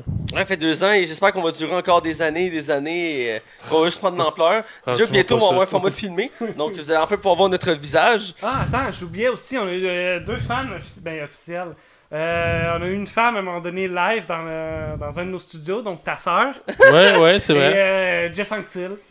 Oui, Jess Anctil qui est notre Stanley. Hein, il fallait le plugger. Hey, Dis bonjour à Jess. Salut, Jess! Yes, sir, mon boy. Grâce à Hugo, pour une fois, c'est Hugo qui le plug. C'est parfait. Alright. Good. Fait que là-dessus, on va aller du côté de la zone non-spoiler. Il faut le dire avec le I. Donc, Avec le I. non-spoiler. Et on va parler de Les Animaux Fantastiques, les crimes de Grindelwald. Grindelwald. J'ai vraiment détruit son nom, j'en suis vraiment désolé. Mais Voilà. j'appellerais peut-être ça. Peut-être fantastique. Attention, vous rentrez dans la zone non-spoiler. Attention, vous rentrez dans la zone non-spoiler. Alors, on est du côté non-spoiler. Et je le répète, cette semaine, on critique le film Les Animaux Fantastiques 2, Les Crimes de Grindelwald. Je pense que je l'ai bien prononcé pour une fois. Qui est la suite du premier Animaux Fantastiques qui est sorti il y a 2 ans, je crois, maintenant. Il me semble, si ma mémoire est bonne. Oui, ça fait 2 ans, je suis presque sûr maintenant. Et donc, c'est le deuxième, toujours réalisé par David Yates, qui nous avait offert les Harry Potter 5 à 8. Le très mitigé Tarzan, ce que j'ai pu comprendre, je ne l'ai pas vu. Il était avec Margot Robbie, puis un acteur, je pense, top modèle, je crois, qui était... mais j'ai pas vu le film, mais les critiques, les commentaires que j'ai eu de ce film-là, parce qu'ils ont fait un Tarzan en vrai, Oui. et ça paraît que c'est assez mitigé comme film. Et c'est aussi lui qui fait Les Animaux Fantastiques, parce que il l'a déjà dit en entrevue. Il adore l'univers de J.K. Rowling, il est un grand fan fini. Et donc, il a fait Les Animaux Fantastiques le premier, et il fait le deuxième. J'ai pas regardé c'est lui qui fait le troisième, parce qu'ils ont prévu d'en faire jusqu'à 5, est-ce que je me souviens bien? Jusqu'à 5. Ouais. À chaque Le fois, 5 d'annoncer. Ouais, il y en a 5 d'annoncés. À la base, c'est 3. Puis après, ils ont réannoncé finalement qu'on en faisait 5. Un peu comme The Hobbit. Au début, tu es censé faire un film, après 2, puis finalement 3. Voilà. Et tous ces films-là sont basés que sur un livre, le livre des Animaux Fantastiques, qui est un livre complémentaire à l'œuvre de J.K. Rowling, que je crois que tu possèdes, Hugo. Oui, que je possède, Oui, effectivement. je ne l'ai pas encore dans ma collection, il faudrait que je le rajoute à ma collection. C'est un livre d'école d'Harry Potter qui fait c'est un glossaire, dans le fond, de les animaux. Exactement, c'est comme un dictionnaire avec les animaux fantastiques. Les animaux L'univers d'Harry Potter. Exact. Et qui, dans le livre, est édité par Norbert Dragono, ouais. qui est le personnage central de cette nouvelle saga, qui se veut une préquelle à l'univers d'Harry Potter. Et donc, on va en parler un petit peu plus loin. Dans le casting, on a encore Eddie Redmayne, qui joue encore ici Norbert Dragono, un acteur que j'aime bien, qu'on voit de plus en plus au cinéma. Excellent acteur britannique, d'ailleurs. On a Catherine Waterstone, qui joue Tina, qui était aussi là dans le premier film. On a Dan Fogler, qui fait Jacob, qui fait un peu le comique... comment tu dis ça? Le Comic Relief. Voilà, Relief. Le nommage. Ouais, le nommage, mais c'est lui qui amène beaucoup d'humour au film. Exact. C'est souvent il y a des personnages comme ça qui sont conçus juste pour être drôles. On a aussi Ezra Miller qui fait Crédence ou Croyance en France, qui est connu de plus en plus aussi au cinéma parce que c'est lui qui fait Flash dans les films DC, très marquant dans le film La Ligue des Justiciers. Il était très drôle dans son rôle de Flash, qui reprend son rôle encore une fois. Pour la plupart des acteurs que j'ai nommés étaient dans le premier film. Il y en a quelques nouveaux que je vais nommer vers la fin. On a Alison Sudol qui fait Queenie, qui est la sœur de Tina, qui est une chanteuse à la base qui a genre 3 films, il me semble, à son actif, et dont 2 films qui sont Les Animaux Fantastiques. C'est une nouvelle actrice dans l'univers du cinéma. On a Zoé Kravitz, qui elle est habituée des grands plateaux. Elle a joué dans Mad Max récemment, entre autres, qui joue L'état l'étrange, qu'on a pu voir aperçu en caméo dans le premier film. Là, vous allez me dire où, quand, comment, pourquoi. Eh bien, je te réponds, Hugo, que quand il va dans sa mallette, dans le film au début, à un moment donné, dans son bureau, il y a une photo d'elle sur son bureau. Et Tina demande c'est qui, puis il dit qu'il veut pas en parler. Mais c'est bien elle qu'on voit. Elle avait été coupée au montage du premier film parce qu'elle avait tourné les scènes dans le premier film. Donc, je continue. On a Callum Turner, nouveau personnage dans ce film-là, qui est le frère de Norbert, qui, de mémoire, il le mentionnait dans le premier film. Si je peux parler un peu à travers mon chapeau, mais il me semble qu'il le mentionnait. Qui est aussi le fiancé de L'état l'étrange. Voilà. Qui va créer un quiproquo dès le début du film. Pour ceux qui ne savent pas ce qu'est un quiproquo, c'est une situation, comment je dirais ça... cocasse, voilà, merci. On a Carmen, là j'essaie de dire bien son nom de famille, Max va pouvoir rire de ma gueule. Carmen Ejogo, ça se dit de même, j'imagine. J'aurais pas dit différemment. Hein? Je continue. Ben oui, Max. Non, je t'ai pas incité, j'ai dit j'aurais pas dit différemment. Qui est une des actrices les moins connues du casting, et je connais pas sa filmographie. C'est elle qui fait la première ministre américaine. Donc, c'est l'actrice noire qui est la première ministre américaine qu'on voit au Première début. ministre de la magie. Ouais, de la ministre de la magie américaine, et qu'on voit au début du deuxième film, qui était plus important dans le premier film. Ici, on la voit juste au début du film. C'est elle qui fait escorter le prisonnier. Ah, ok, ouais. Voilà. Ah ouais. Évidemment, on a Johnny Depp qui reprend son rôle de Grindelwald, qui est le méchant central de la nouvelle saga, qui était... si vous n'avez pas vu le premier film, pourquoi vous écoutez l'épisode du deuxième? Je vais vous spoiler, je suis désolé. Ouais, pour rappel, là, Mathieu m'avait Oui. spoilé le premier. Oui, Il est toujours sur le cœur, Je le savais pas. Puis c'était la même force que je spoilais quasiment chaque semaine. J'ai spoilé aussi la saison 1 d'Iron Fist aussi. C'est pas comme si vous avez spoilé aussi, moi, à mon tour. Noël ici. Noël et compagnie. Qui d'ailleurs vient de sortir au club vidéo. Bref, Johnny Depp qui ici reprend son rôle, qui était très mineur dans le premier film. On peut l'apercevoir au début. C'était une surprise. Ouais, même si au début du film on le voyait de dos, ça restait qu'il n'était pas mentionné en tant que tel dans le film, mais on le voyait que de dos au début et à la fin. Ici Johnny Depp, encore une fois, il est métamorphosé. C'est une de ses forces de cet acteur-là. Il aime ça se déguiser, si je peux dire. Ah, mais il est cool son look dans ce il est vraiment cool. Je reparlerai de ses yeux par contre, là, mais oui. Et on a un autre grand acteur qui était un peu au casting, il fallait le nommer, qui est Jude Law, un excellent acteur britannique. Ici, reprend le flambeau de deux acteurs qui avaient déjà eu le droit de faire ce rôle-là, qui est Albus Dumbledore. Je dis bien deux acteurs, parce que pour ceux qui connaissent l'univers d'Harry Potter, sachez que dans les deux premiers films, c'était un acteur. Il est mort avant le début du tournage du troisième film, et ils ont dû changer d'acteur après pour le reste des films. Donc, il y a eu deux acteurs qui ont fait Albus Dumbledore. Quand j'étais jeune, je l'avais même pas remarqué. Ça prouve que ça avait bien été casté. Ouais, surtout qu'en français, il avait pas changé de doublage pour que ça soit bugant. C'est vraiment bien fait, je trouve. Exact. Et donc, c'est Jude Law qui reprend le flambeau d'Albus Dumbledore. Un Albus Dumbledore plus jeune, dans la quarantaine, cinquantaine, genre. Parce que pour anecdote, le personnage meurt environ à 118 ans. C'est l'auteur qui avait dit ça à un moment donné dans une entrevue. Dans la même entrevue, il avait dit que le personnage était gay. D'où le fait qu'il y ait des références dans ce film-là qu'il est gay. On reviendra, ouais. Là-dessus. Et il y a une autre anecdote aussi, mais je vais mettre dans les anecdotes plus loin. C'est produit par Warner Bros. Pictures, évidemment. Celui qui a produit tous les films d'Harry Potter et depuis le début, là. Qui possède la licence d'ailleurs. Il y a une entente avec J.K. Rowling pour tout l'univers d'Harry Potter. C'est produit évidemment par Warner Bros. Pictures, sans surprise. Côté critique, c'est assez intéressant à observer. Metacritic a donné 53% d'avis, je dirais, mitigés. Et le public est un petit peu plus au rendez-vous à 102%, donc correct. Rotten Tomato, c'est dans les mêmes sphères, je dirais 40% professionnel, donc plus mitigé, mais le public légèrement plus au rendez-vous à 69. Je trouve que c'est déjà plus représentatif de la note que je donnerais. Il faut que je dise, je suis un vendu d'univers d'Harry Potter, pour ceux qui ne me connaissent pas. J'aime tout ce qui est Harry Potter, j'ai lu les livres 3 fois chaque, j'ai vu les films un nombre incalculable de fois. Écoute, j'ai joué à tous les jeux, j'ai des objets de collection chez nous de l'univers d'Harry Potter, je suis intense là-dessus, et Hugo aussi d'ailleurs. Exactement. Et donc, je avec le budget. Ouais, on a un budget de 200 millions de dollars. C'est un des films les plus chers du cinéma. C'est énorme, là. C'est beaucoup, là. C'est la hauteur des films de Marvel. C'est 50 millions de moins qu'Avengers. Ouais, c'est ça. Ouais. C'est une idée, là. Puis c'est un film que j'avais pas... Même s'il y a beaucoup d'effets spéciaux, là, c'est une qualité du film, on reviendra, là. Et le film a rapporté déjà 254 millions. Il n'a pas remboursé tout à fait son budget, même si le chiffre est le plus gros, on compte américain, parce qu'américain, il a juste fait 62 millions. Mais éventuellement, il va le rembourser sans stress. Ah, ça, c'est un film qui... Mais c'est le premier film de la franchise Harry Potter qui est le plus bas. Effectivement, c'est une triste anecdote, mais effectivement. Voilà, donc je vais mettre en contexte le film. Le film reprend les événements du premier film 6 mois après. Le film commence qu'il décide de transférer Grindelwald, qui est joué, comme j'ai dit, par Johnny Depp, des États-Unis en Angleterre pour qu'il se fasse juger. Et durant le transfert, il s'échappe. Et il commence à préparer son plan de domination. Ben, pas de domination. Son plan, c'est de vouloir que les sorciers soient dominants sur la Terre. Un peu au style un peu de Voldemort, mais d'un côté plus vraiment... c'est pas qu'il veut pas qu'il y ait de moldus ou non mages, c'est juste qu'il veut que les sorciers soient en haut de la pyramide de...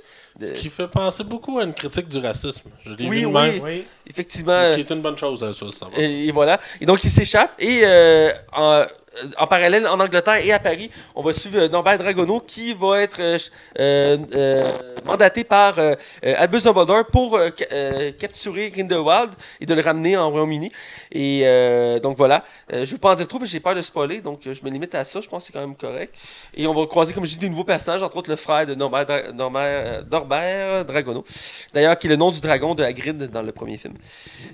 Il l'appelle Norbert en référence à Norbert Dragono. J'avais jamais allumé. Vois-tu? Ouais, ça fait longtemps, hein? J'ai pas écouté la franchise. Dans les films, c'est survolé, mais dans les livres, c'est plus expliqué que ça vient de ça. Parce qu'à un moment donné, il explique que sa passion des animaux vient entre autres de Norbert Dragono, qu'il a déjà rencontré. C'est un beau lien. Je me demandais d'où il venait. Ouais, bref. Mais moi, je croyais que je sais pas le savoir, mais c'est vrai que c'est ça. Tu vois, on est là pour apprendre. Exactement. Ça me fait un réel plaisir. Donc, on retourne au casting. On va parler du casting d'abord. J'ai hâte de vous entendre. Évidemment, on fera pas tous les acteurs parce qu'il y en a beaucoup. On va se limiter. Évidemment. Évidemment, on va commencer par le personnage principal, c'est normal. Norbert Dragono, qui est joué ici par Eddie Redmayne. Et je cède tout de suite la parole à Hugo. Ben moi, j'ai bien aimé son interprétation de son personnage.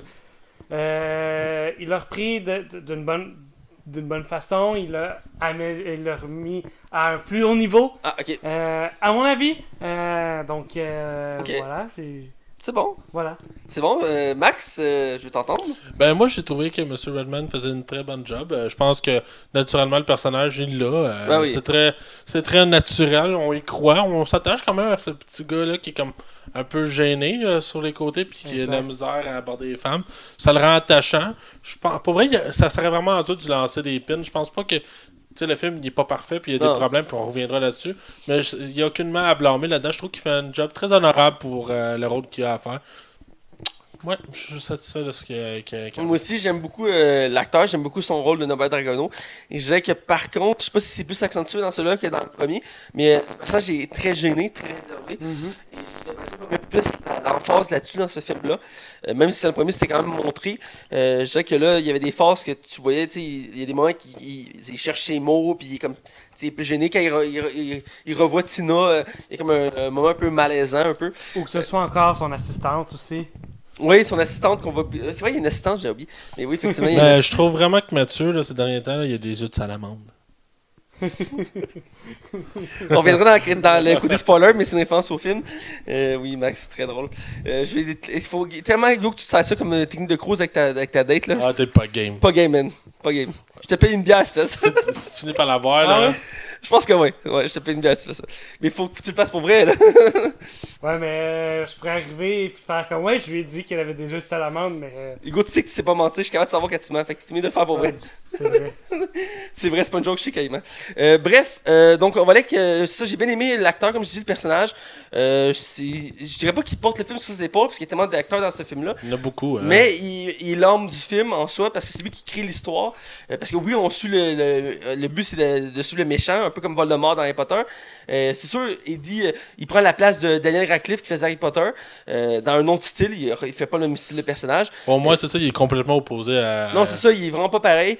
Et vraiment, je trouve que c'est une des forces du personnage. Il nous emmène dans une autre direction, ils nous font voyager. Donc j'aime beaucoup ce personnage-là, puis je le trouve vivant. Parce que le personnage. Le film nous dépeint une société très industrialisée, très structurée.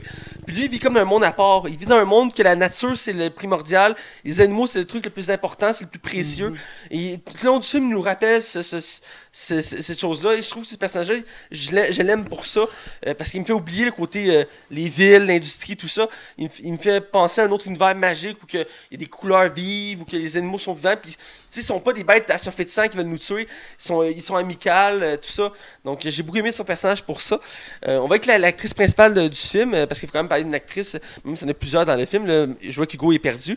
Je parle ici du personnage de Tina, jouée par Catherine Waterstone, qui était présente comme dans le premier film et qui est un petit peu moins là. Hein. Un peu moins présent, mais qui était le personnage qui se voulait comme en anglais on appelle ça love interest du personnage principal, qui dans le fond le personnage féminin qui est intéressé par le personnage principal, donc ici Norbert.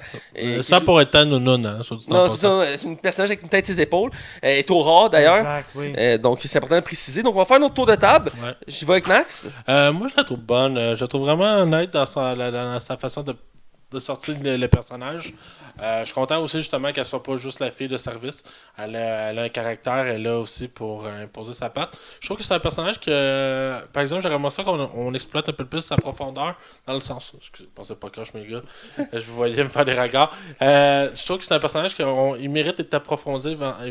Excusez. Éventuellement dans les prochains films, je pense qu'elle mérite vraiment un peu plus de spotlight. Je trouve qu'elle est un peu trop mise en retrait dans celui-là. Mais écoute, il y a 3 autres films qui s'en viennent. J'imagine qu'il voulait balancer. Mais ouais, non, c'est un personnage que j'aime beaucoup pour elle. Hugo! Ben exactement, je trouvais que c'est un bon personnage qui a une tête sur ses épaules, qui a un caractère quand même assez fort, qui sait ce qu'elle veut, donc voilà. Ok, parfait. Ben, moi aussi, j'aime beaucoup l'actrice. Je la connaissais pas vraiment avant ces films-là.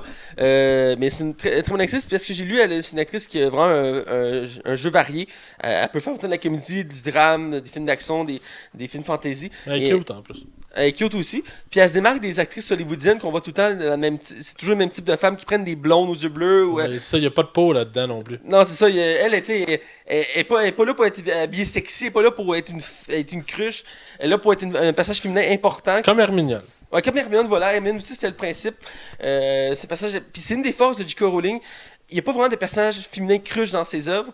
Des fois, il y en a qui sont un peu plus légers, comme Queenie, qui est la sœur À part de Tina. Martin Brown.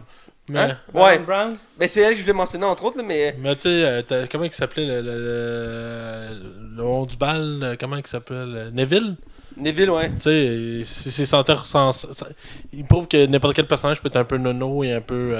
Surtout qu'il vient héroïque à la fin aussi. Là. Oui, sans y enlever les crédits du personnage. Mais, tu sais, le but, c'est que t'es un petit peu comme le gars drôle de service qu'on aurait un petit peu de lui. Ouais. Là, tu sais. Ben, c'est l'équivalent un peu ici de Jacob, que je voulais faire je voulais parler de lui et après de parler du méchant. Je pense que ça ferait le tour. C'est quoi que Jude là aussi, mais. Ben, je veux pas Il spoiler. est pas assez là pour peut-être noir. Ouais. Mais pour Catherine, Justine Catherine, je trouve que c'est une très bonne actrice. J'ai aimé son personnage. J'aime ce genre de personnages féminins qui nous prouvent qu'ils sont capables de faire des personnages qui sont pas juste là pour être la femme, la femme ou la blonde de service. Ici, elle a un impact dans l'histoire. Elle a un développement à elle toute seule. Elle est vraiment très bonne. Puis j'ai vraiment aimé ça. J'aimerais ça la voir ailleurs dans d'autres production de ce genre-là. C'est sûr, on va le voir dans les autres animaux fantastiques, mais reste que j'ai bien aimé sa performance. Je vais continuer en parlant en premier de Dan Folger. Fogler, ouais, c'est ça, qui fait Jacob, qui est, comme je dis, le personnage comique de service. Parce que c'est pas mal lui qui a pas mal d'humour dans le film, si je peux dire. Qui était là dans le premier, qui est un non-mage aux États-Unis ou ici un moldu en Royaume-Uni. Donc, pas ici parce qu'on n'est pas au Royaume-Uni, on est bien au Canada, au Québec. Et qui Merci de nous le dire. Voilà, et qui joue Ah, Jacob, ouais. qui était dans le premier film un simple boulanger-pâtissier. Et J'avais oublié ça que c'était un boulanger-pâtissier. ouais, Ils en font même pas mention dans le 2. à la fin du premier, il rouvre sa pâtisserie, puis la Queenie elle vient le revoir, puis ça finit de même, genre. Puis dans le deuxième, ben tu le vois qui Y avait-tu revient. un post-crédit? Il me semble que non. Ouais, j'ai pas resté, moi. Il me semble que non, qu'il n'y en a pas dans le deuxième. Parce que je peux me tromper, là, mais il me semble que je n'ai pas vu. En tout cas, on n'est pas resté assez longtemps pour voir les post-crédits. Là. Mais tu sais, pour dire que j'aime beaucoup l'acteur. Encore une fois, c'est un acteur que je connaissais peu, mais que j'ai déjà vu ailleurs. Je pourrais pas dire exactement où. Mais Il jouait en Balls of Fury, le film de ping-pong. ah, c'est ça! C'est là que je l'avais vu, ouais. Ouais. Merci, c'est là que je l'ai vu. Voilà. Je l'avais bien aimé, ce film-là. Ah, moi aussi, en tout cas, ça fait longtemps que je l'ai vu. Ah, moi aussi, là, mais je l'avais bien aimé. J'étais moins critique aussi à l'époque, là. Bref, je l'aime beaucoup, j'aime son humour, j'aime son personnage. Je trouve que c'est le personnage, un des personnages les plus humains. Exact. Ben, c'est le cas, là. Ben, dans la mesure, je parle. Parce que, tu sais, c'est tous des sorciers qu'on suit. Fait que, tu sais, ils sont comme un peu une classe à part. Puis, ils vivent comme un univers à part, mais lui nous rappelle qu'on existe dans cet univers-là. Exactement. Puis que- Puis L'enfant, lui, il est nos yeux, là. Ouais, c'est nos yeux et nos oreilles dans cet univers-là. Puis il est observateur au final. Il observe ça pour nous. Donc, à un sens, c'est comme un peu le personnage principal dans la mesure que c'est lui qui nous représente. Et j'aime ce côté-là, puis j'aime son humour, puis j'aime ses réactions aussi. Parce qu'il est tout le temps désemparé, il était ébloui. Je me rappelle dans le premier film, il était fasciné par Queenie. Puis beaucoup de gens avaient peur d'elle parce qu'elle était capable de lire dans les pensées. Mais lui, il était juste fasciné par ça.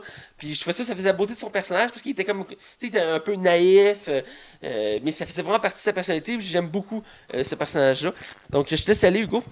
oui, ben, oh mon Dieu, tu m'as tellement pris le temps Je sais, j'ai beaucoup dit, je suis de désolé. cours. Oui, comme tu dis, il est toujours désemparé par tout, mais on dirait que maintenant qu'il était habitué, On dirait qu'il était habitué à la magie. Là, quand il rencontre un sorcier, il est là pour rappeler que les non-sorciers, ils existent, puis qu'ils ont droit autant à la vie ou d'être là que les sorciers en eux. Ouais, effectivement. Même quand tu rencontres un fameux sorcier qu'on va parler dans la zone spoiler. Voilà. Et toi, Max? Ben, je l'ai trouvé un peu. Je sais pas comment dire. C'est pas qu'il était pas intéressant comme personnage. Je trouve que dans le premier, on apprenait plus à le connaître. On le trouvait attachant. Le fait justement qu'il soit comme nos yeux, comme on disait tantôt. Je trouve que là-dedans, il est vraiment mis en retrait beaucoup. J'ai l'impression que son histoire d'amour est aussi mis à une limite superficielle.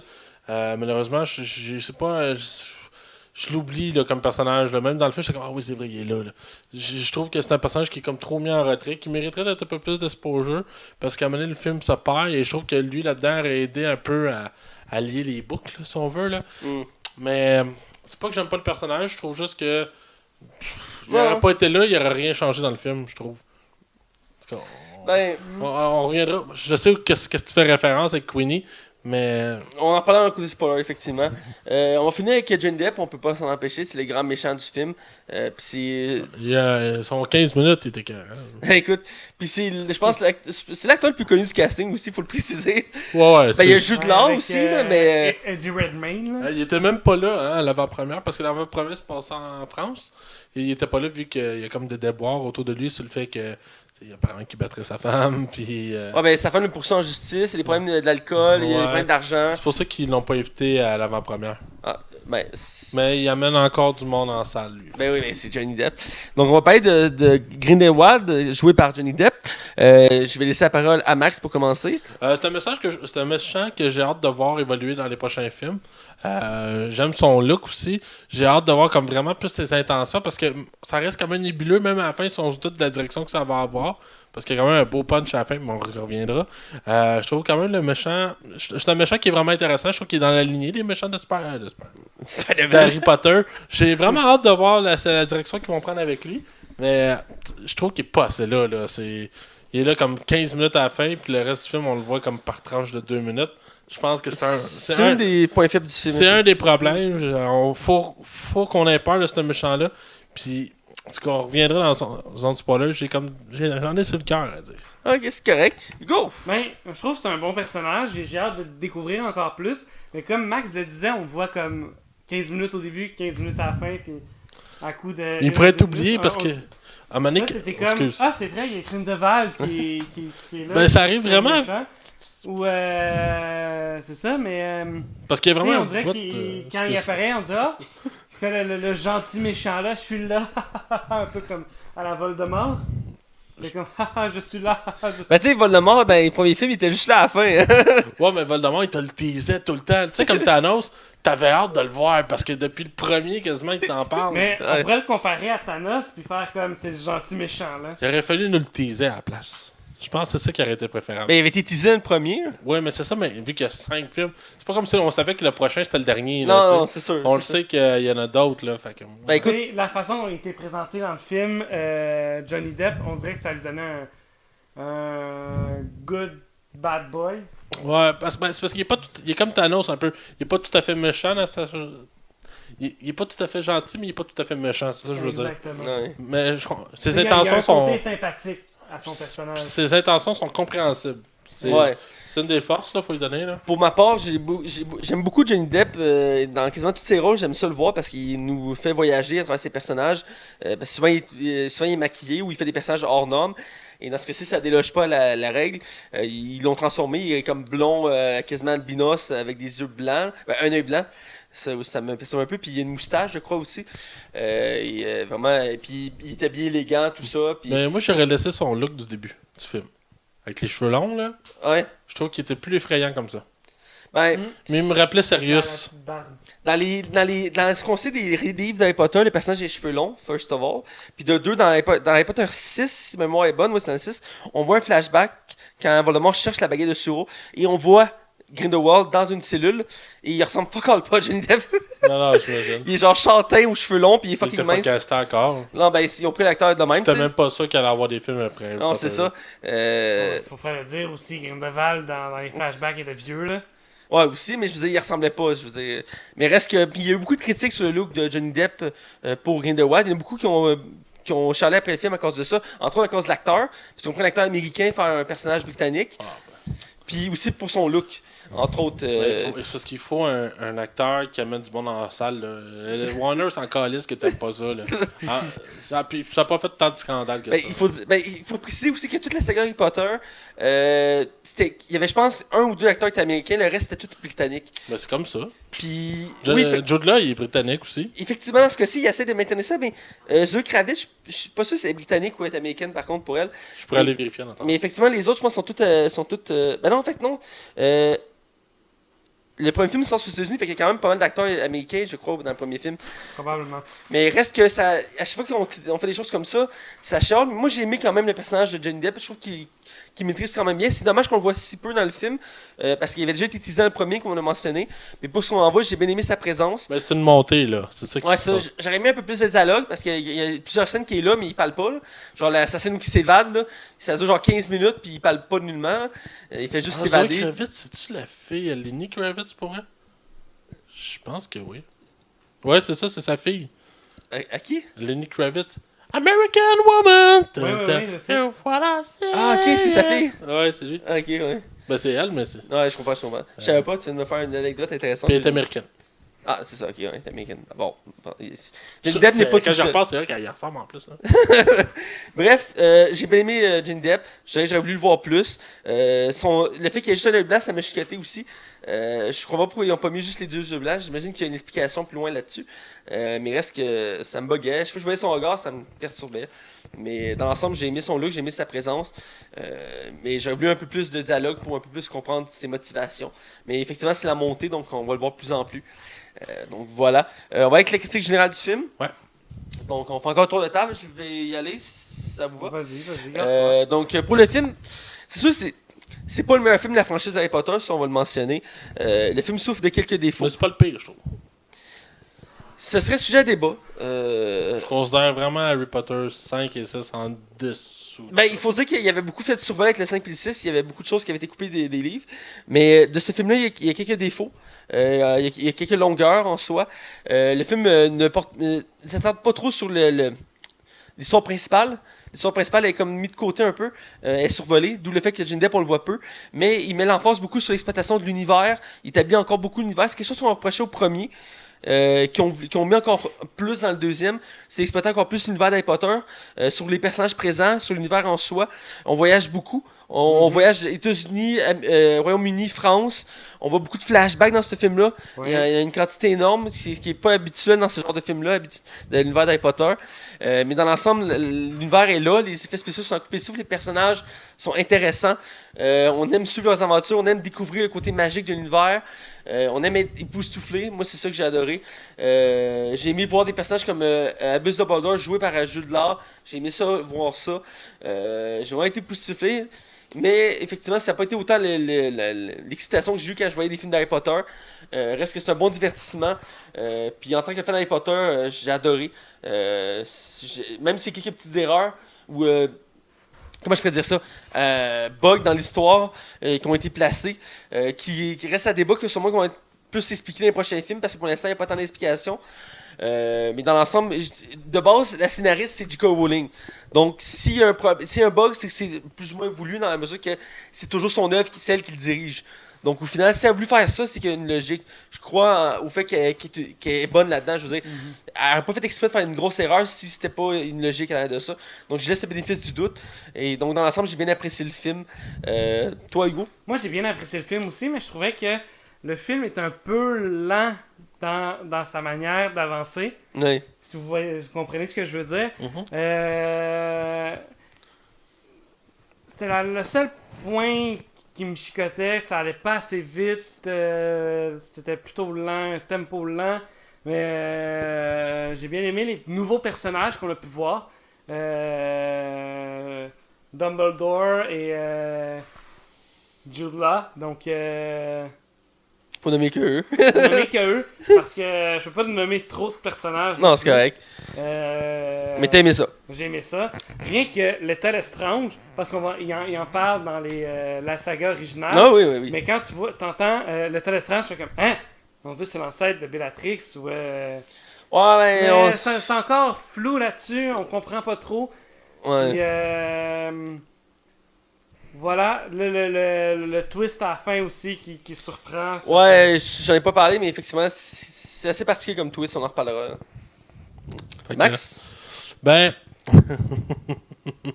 Ouais, je vais aller à contre-vent. Moi, j'ai été déçu. Je l'ai trouvé meilleur que le premier.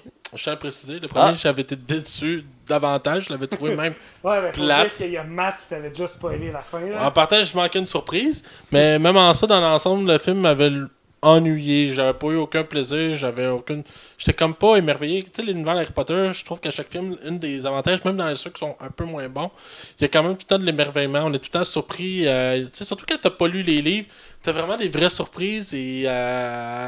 C'est comme, en plus, quand tu parles d'un film Harry Potter, tu te dis, ah, tu te rappelles-tu dans cette scène-là? Après ça, il y a cette scène-là, c'est comme plein de micro-histoires dans une histoire qui se contient. C'est une des qualités d'Harry Potter, ça, on reviendra jamais là-dessus assez souvent. Pour ce qui est de l'ensemble du film de Fantastic Beasts 2, je trouve vraiment que c'est un film qui est très décousu dans sa façon. Le montage. Il y a des scènes qu'on passe d'un moment à l'autre sans transition et ça devient complètement mêlant. Il a fallu que j'arrête vraiment 2-3 fois. Je faisais à mon chum Dexter, je dis, comment ça se fait qu'on est rendu là? Il dit, mon nom non plus, je sais pas. Puis il y en a 3-4 fois là. Je trouve aussi que le film sent beaucoup trop le film de transition. Ça sent clairement le film qui était un chapitre 2 parmi 5 chapitres. J'ai pas tant l'impression que l'histoire a avancé. J'ai l'impression que la seule scène qui a vraiment avancé le film, sans spoiler, est le début. Je trouve aussi que Johnny Depp est bien trop mis en retrait là-dedans. Et je trouve que les créatures fantastiques, oui, il y en a dans le film, mais même eux autres, je trouve qu'ils sont trop mis en retrait. À défaut d'avoir comme trop de personnages, puis qu'est-ce que je trouve qui rend le film édulcoré. Il aurait mérité, je trouve. Je trouvais des fois que les créatures magiques étaient trop souvent là. Moi, je trouve que c'est le contraire. Puis il y en a même une, je reviendrai dans la zone spoilers, qui m'a dérangé. Parce que la façon qu'elle est amenée, je trouve ça complètement tout croche. J'ai l'impression qu'il y a personne qui a réalisé. Non, c'est impossible. Un réalisateur connaît ses défauts de son film quand il sort. Je trouve vraiment que c'est un film qui est décevant dans l'ensemble, sans être un pied de qualité. Là. C'est un film qui s'écoute bien, j'étais diverti, je serais menteur de dire le contraire, mais il y a trop... D'un, je t'apprécie aussi que les effets spéciaux sont magnifiques. Ça, là... J'ai rien à les Harry Potter nous ont jamais déçus. Il y a peut-être juste le premier qui est quand même un peu vieilli, là. Bon, c'est correct, c'est l'époque, là. Mais dans l'ensemble, ça, c'est super beau, mais c'est un film qui est clairement... faut falloir qu'il remonte la pente parce qu'il manque de twist, là. Parce que j'ai vraiment... Pour finir, là, excusez si je m'étends un peu, je trouve vraiment que ça sonne comme un épisode d'une série où que c'est long avant qu'il se passe de quoi, puis à la fin, on te sort un punch pour t'avoir le troisième. Je l'ai vraiment vu comme ça. Fait que c'est mon avis. Ben, pour avant d'être dans un spoiler, le film souffre un peu de l'effet de transition. Là. C'est pas la première saga qui souffre de ce problème-là, c'est déjà vu dans d'autres sagas. The Hobbit a eu le même problème avec le deuxième film. Mais je suis d'accord, mais tous les Harry Potter, malgré les défauts qu'ils peuvent tous avoir, chaque film se valait à lui-même. Je trouve vraiment que Fantastic Beasts sent trop la suite et le film qui va avoir une suite. Si je peux dire un dernier élément, c'est que chaque Harry Potter, c'était un livre qui avait un début puis une fin. Qui est fantastique. C'est une histoire qui a un début, mais on n'a pas encore de fin. Fait que, il continue à avancer sans mettre une réelle fin. Ça va être un film de 10 heures en bout de ligne. Là, genre. Bref, on va être dans un spoiler pour en parler plus en détail.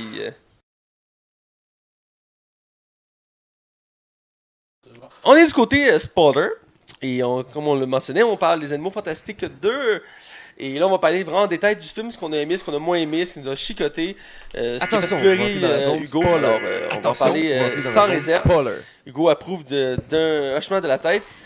D'un rire nerveux. Voilà. Donc... Attendez.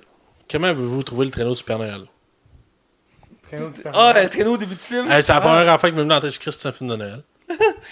C'est la façon qu'il escorte... Oui. Ben on va parler de ça direct en partant. Ouais, Rudolph, là, était un peu sous parce qu'il y avait le nez rouge. Des Grindelwald. Ouais. Ça fait aussi, d'ailleurs, une petite anecdote, ça fait une référence à Harry Potter 5, parce que c'est les montures qui sont utilisées pour transporter le traîneau. Les sombrales sont introduits dans Harry Potter 5, parce qu'Harry peut les voir. Seulement, on peut pas les voir à moins qu'on ait vu la mort. Ce qui est une particularité de ces créatures-là.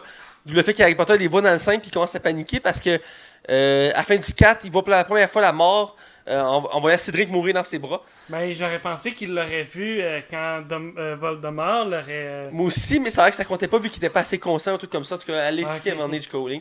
Ça pour dire, il faut que tu sois conscient de la mort, un truc comme ça. Et donc, j'ai aimé le retour de ces créatures-là parce que j'ai trouvé vraiment cool. Puis on les revoit, je pense, dans le début du 7. Mais en passant, on les revoit pas vraiment. Puis j'ai trouvé vraiment stylisé. Et bref, le truc du traîneau, ça a l'air d'être avoir chicoté. Oh Max. non, pas pour vrai. Là. Ouais. J'ai juste fait comme ah, ok. Ben, j'ai Ben, aimé. la façon dont c'est fait,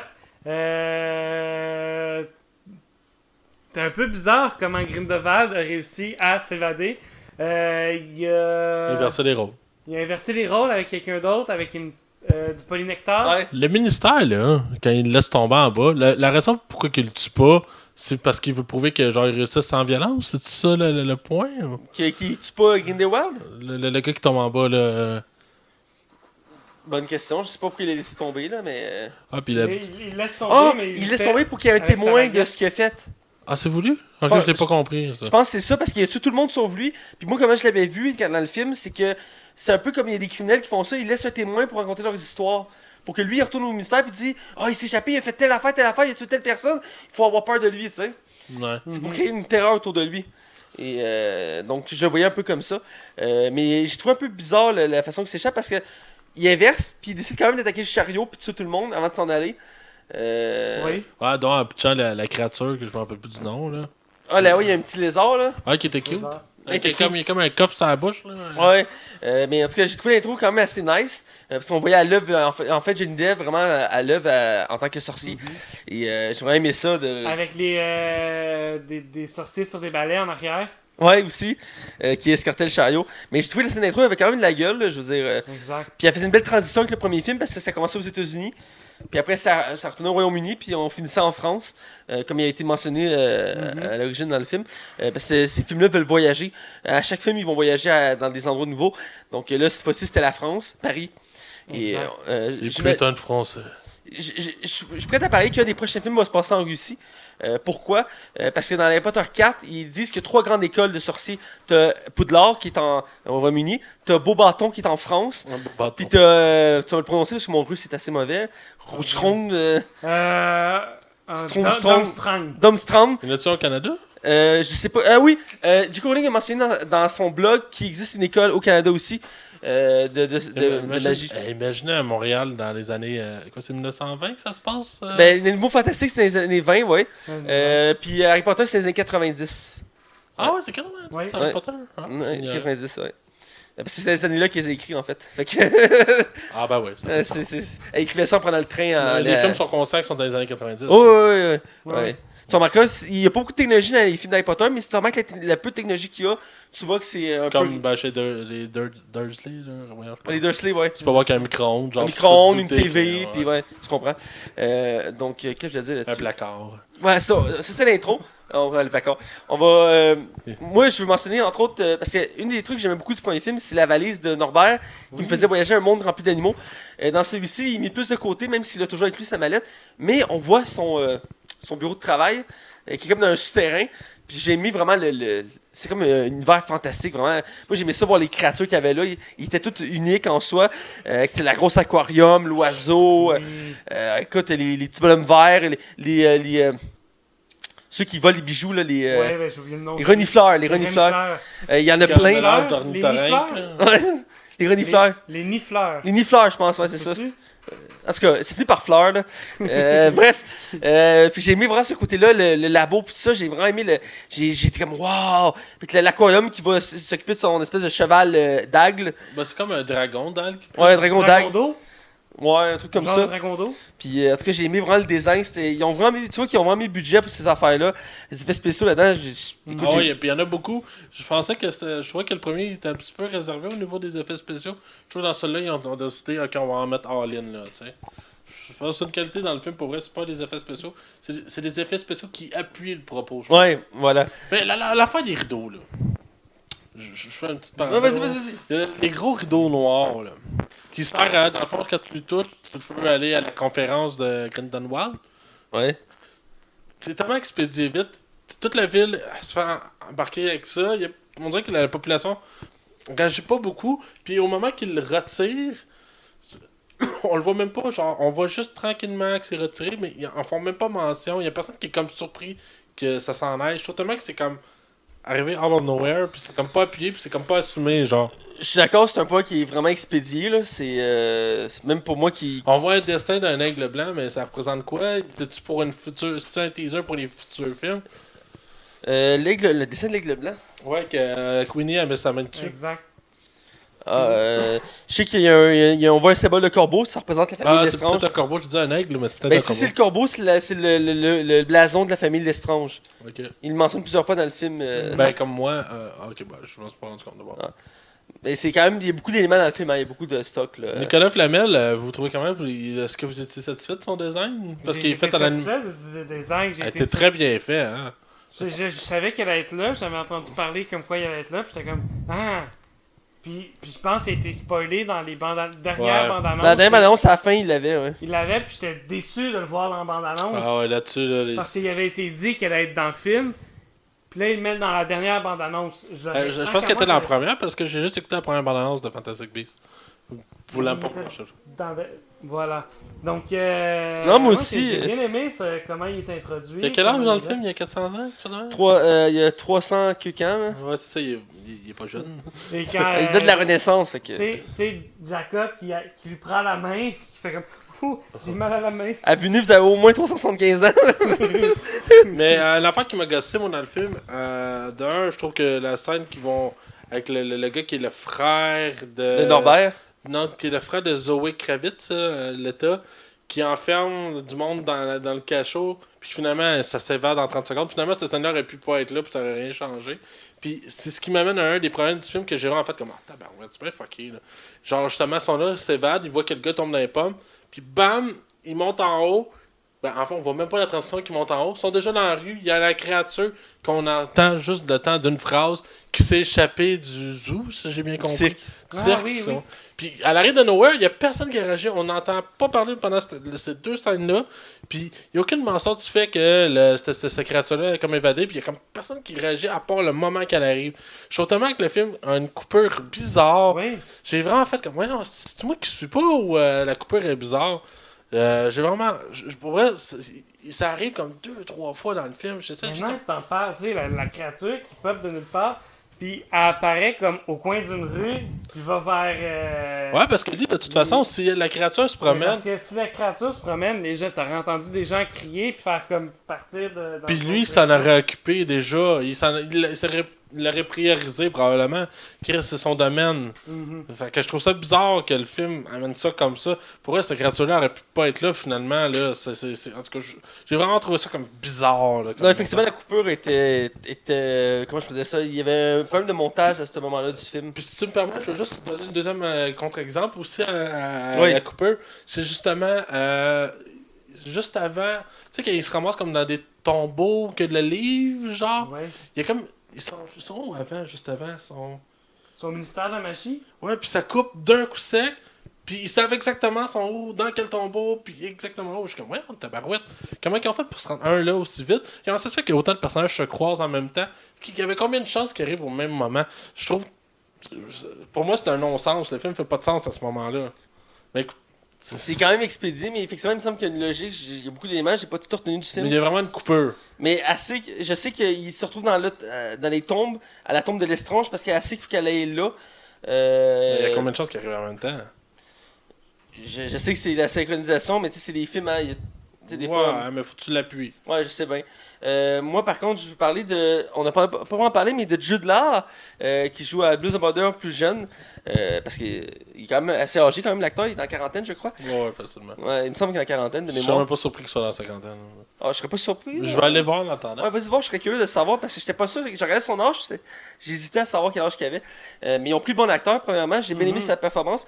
Puis la manière qu'il est introduit, j'ai bien aimé ça. Tu sais, je m'y attendais, mais je vous dis, quand on voit Norbert à Londres. 45 ans. 45 ans, merci.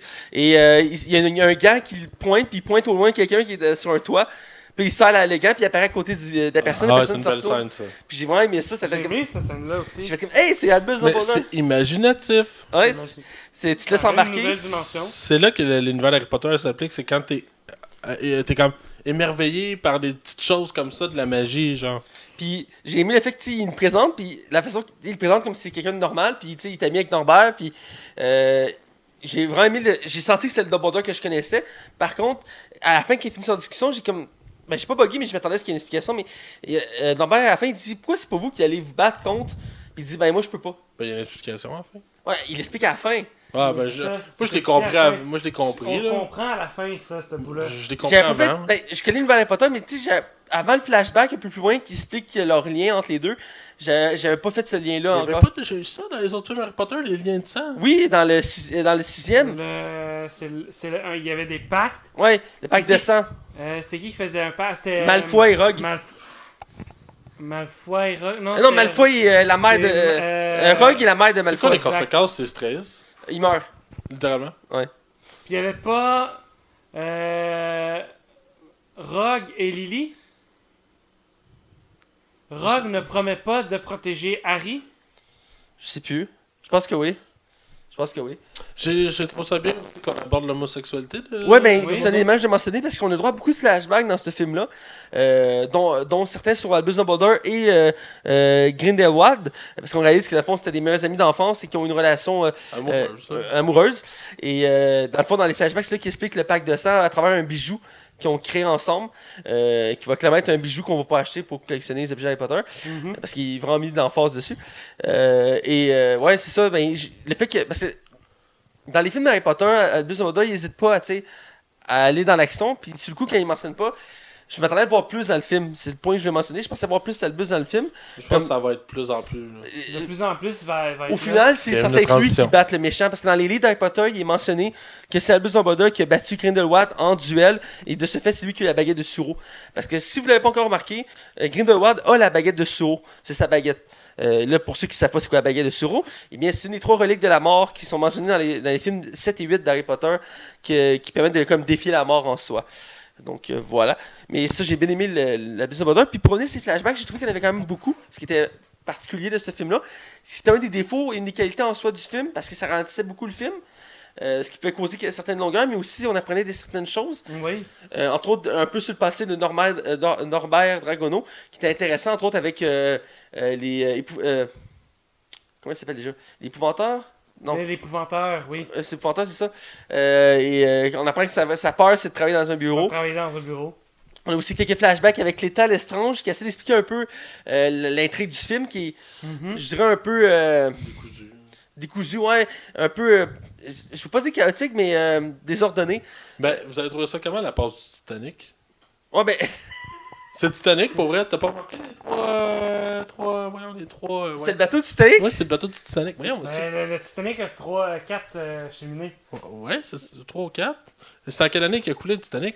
1914. Ça arrête de l'allure. Ça aurait dû ça. Moi, je l'ai vu. En 1912. Je suis même certain que c'est le Titanic. Écoute, j'ai pas fait le lien, mais ça se peut fort. 40, il y a quoi là-dedans? Il y a peut-être une vingtaine d'années? Non. L'état Lestrange, elle est dans trentaine, je pense. C'est ça, mais elle non, elle doit être dans vingtaine. Elle avait Ça déjà se passe quoi, en 10 ans? Genre? 1927. Ouais, en 27, ça se passe en 27. Mettons que... Elle avait comme 10 ans. Là, Non, c'est logique, c'est logique. Ça aurait la logique. Écoute, faut que je l'écoute, je veux voir ce détail-là parce que voir que je l'ai pas remarqué. Mais par contre, plus loin dans le film, il mentionne la Deuxième Guerre mondiale. Parce qu'à un moment donné, Grindelwald, il montre comme des flashs de ce que l'avenir nous réserve, genre un truc comme ça. C'est comme pas vraiment bien expliqué. Et moi, je me trompe par mes notions sur l'histoire. Ça m'a l'air d'être des flashs de la Deuxième Guerre mondiale qui s'en venaient parce qu'à la fin, t'as une bombe nucléaire qui explose. Donc, il veut montrer à quel point il parce que la Deuxième Guerre mondiale n'est pas arrivée encore. Non, c'est ça, il est en 27, c'est juste avant. Okay. Puis il veut comme montrer que s'il agit pour sauver le monde, dans le fond, parce que les non-mages sont en train de s'entretuer. Puis lui, en étant le sauveur, en mettant les sorciers en premier plan, ça évite il va réécrire un équilibre parce qu'il dit dans le film, il dit « Moi, je veux pas les nez moldus, là. Je veux les garder, là. Ils ont une certaine utilité. » Là. Ouais. Il dit un truc comme ça, c'est pas une joke. Ça sonne comme un raciste qui dit « Ah non, j'aime ça, moi, les Chinois, ils font des bons restaurants. » Ça sonnait vraiment de même. Là. Ouais, effectivement. C'est voulu. Hein. Ah, c'est voulu, c'est voulu. Une chose qui m'a chicoté du film, parce que t'as des choses qui te chicotaient, j'en ai une qui m'a chicoté, c'est le personnage de Queenie, joué par Alison Suda. Ouais, moi aussi, je comprends où tu t'en vas. J'adore cette actrice-là, j'aimerais ça l'avoir dans d'autres trucs, parce que je trouve qu'elle a une énergie vraiment, là, unique en soi. Elle est contagieuse. Elle est contagieuse. Voilà, je souriais à chaque fois que je la voyais. Surtout dans le premier film, elle me faisait sourire. Elle est cute aussi, faut le dire. Yeah. Mais son personnage, dans le deuxième, ils ont voulu la mettre un peu plus en avant. Parce que le premier était un peu plus effacé. Là, on décide C'est de la sœur de l'autre dans le Ouais, premier. c'est ça. Et dans le deuxième, ils ont décidé de mettre une double intrigue, je peux le dire comme ça. D'abord, elle veut se marier avec Jacob, mais Jacob, vu Jacob. qu'il est un moldu, à cette époque-là, c'est mal vu. Mais surtout aux États-Unis. Surtout aux États-Unis. Jacob Mais veut- c'est moins Comme un mal black. vu en Angleterre, semble-t-il. Comme un black qui voudrait se marier avec un noir dans ces années-là. Ouais, c'est ça. Et donc, pour ça qu'il est venu aussi, entre autres, au Royaume-Uni, c'est pour se marier. Mais Jacob, il est comme non, je veux pas gâcher ta vie. Et ça la frustre à tel point qu'elle elle va se perdre en France. Et elle va finalement tomber sur. Mais elle l'ensorcelle aussi. Oui, au début. Au Et début. rapidement, Norbert. Norbert, il le remarque, fait comme, ben attends, je vais enlever son. Ben, Puis, là, c'était dur de comment pas le ça va, remarquer. votre mariage, Jacob? Ouais, je suis marié. Puis en tout cas, elle se perd, puis elle est frustrée, tout ça. Puis finalement, elle tombe sur la. Je veux dire, comme la. La méchante, là. Ouais, ben, la copine du méchant, genre. Parce qu'il y a comme une femme qui suit Greenwatch, mais on sait pas c'est qui. Je sais même pas si elle a un nom, là. Ouais, puis on l'oublie, hein. Tu sais, elle est là dans quelques scènes, mais genre, elle est juste en arrière-plan, puis elle est comme genre. Ben, J'étais je avec trouve le. que Queenie avait vraiment sa petite scène, là. Genre, Ouais, ben c'est ça, je voulais mentionner, c'est qu'elle finit par aller du côté de Grindelwald, parce qu'à la fin, quand Grindelwald fait son speech, son monologue de méchant, parce que tous les grands méchants qui se respectent son monologue, même Voldemort l'a eu, et là il fait son gros speech devant tout le monde, et autant présent des gentils que les méchants, et Queenie a convaincu Jacob de rester pour écouter, et à la fin il décide de rester avec le méchant, ce qui est, je trouve, une tournure assez drastique. Qui fait comme pas sens avec le personnage. Ouais, c'est ça, parce que tout le long, elle est montée comme, tu sais, douce, gentille. Après, elle veut faire ça pour se marier avec Jacob, mais elle est prête à le quitter pour aller rejoindre comme un dark side. C'est comme, Ouais. non, tabarnak.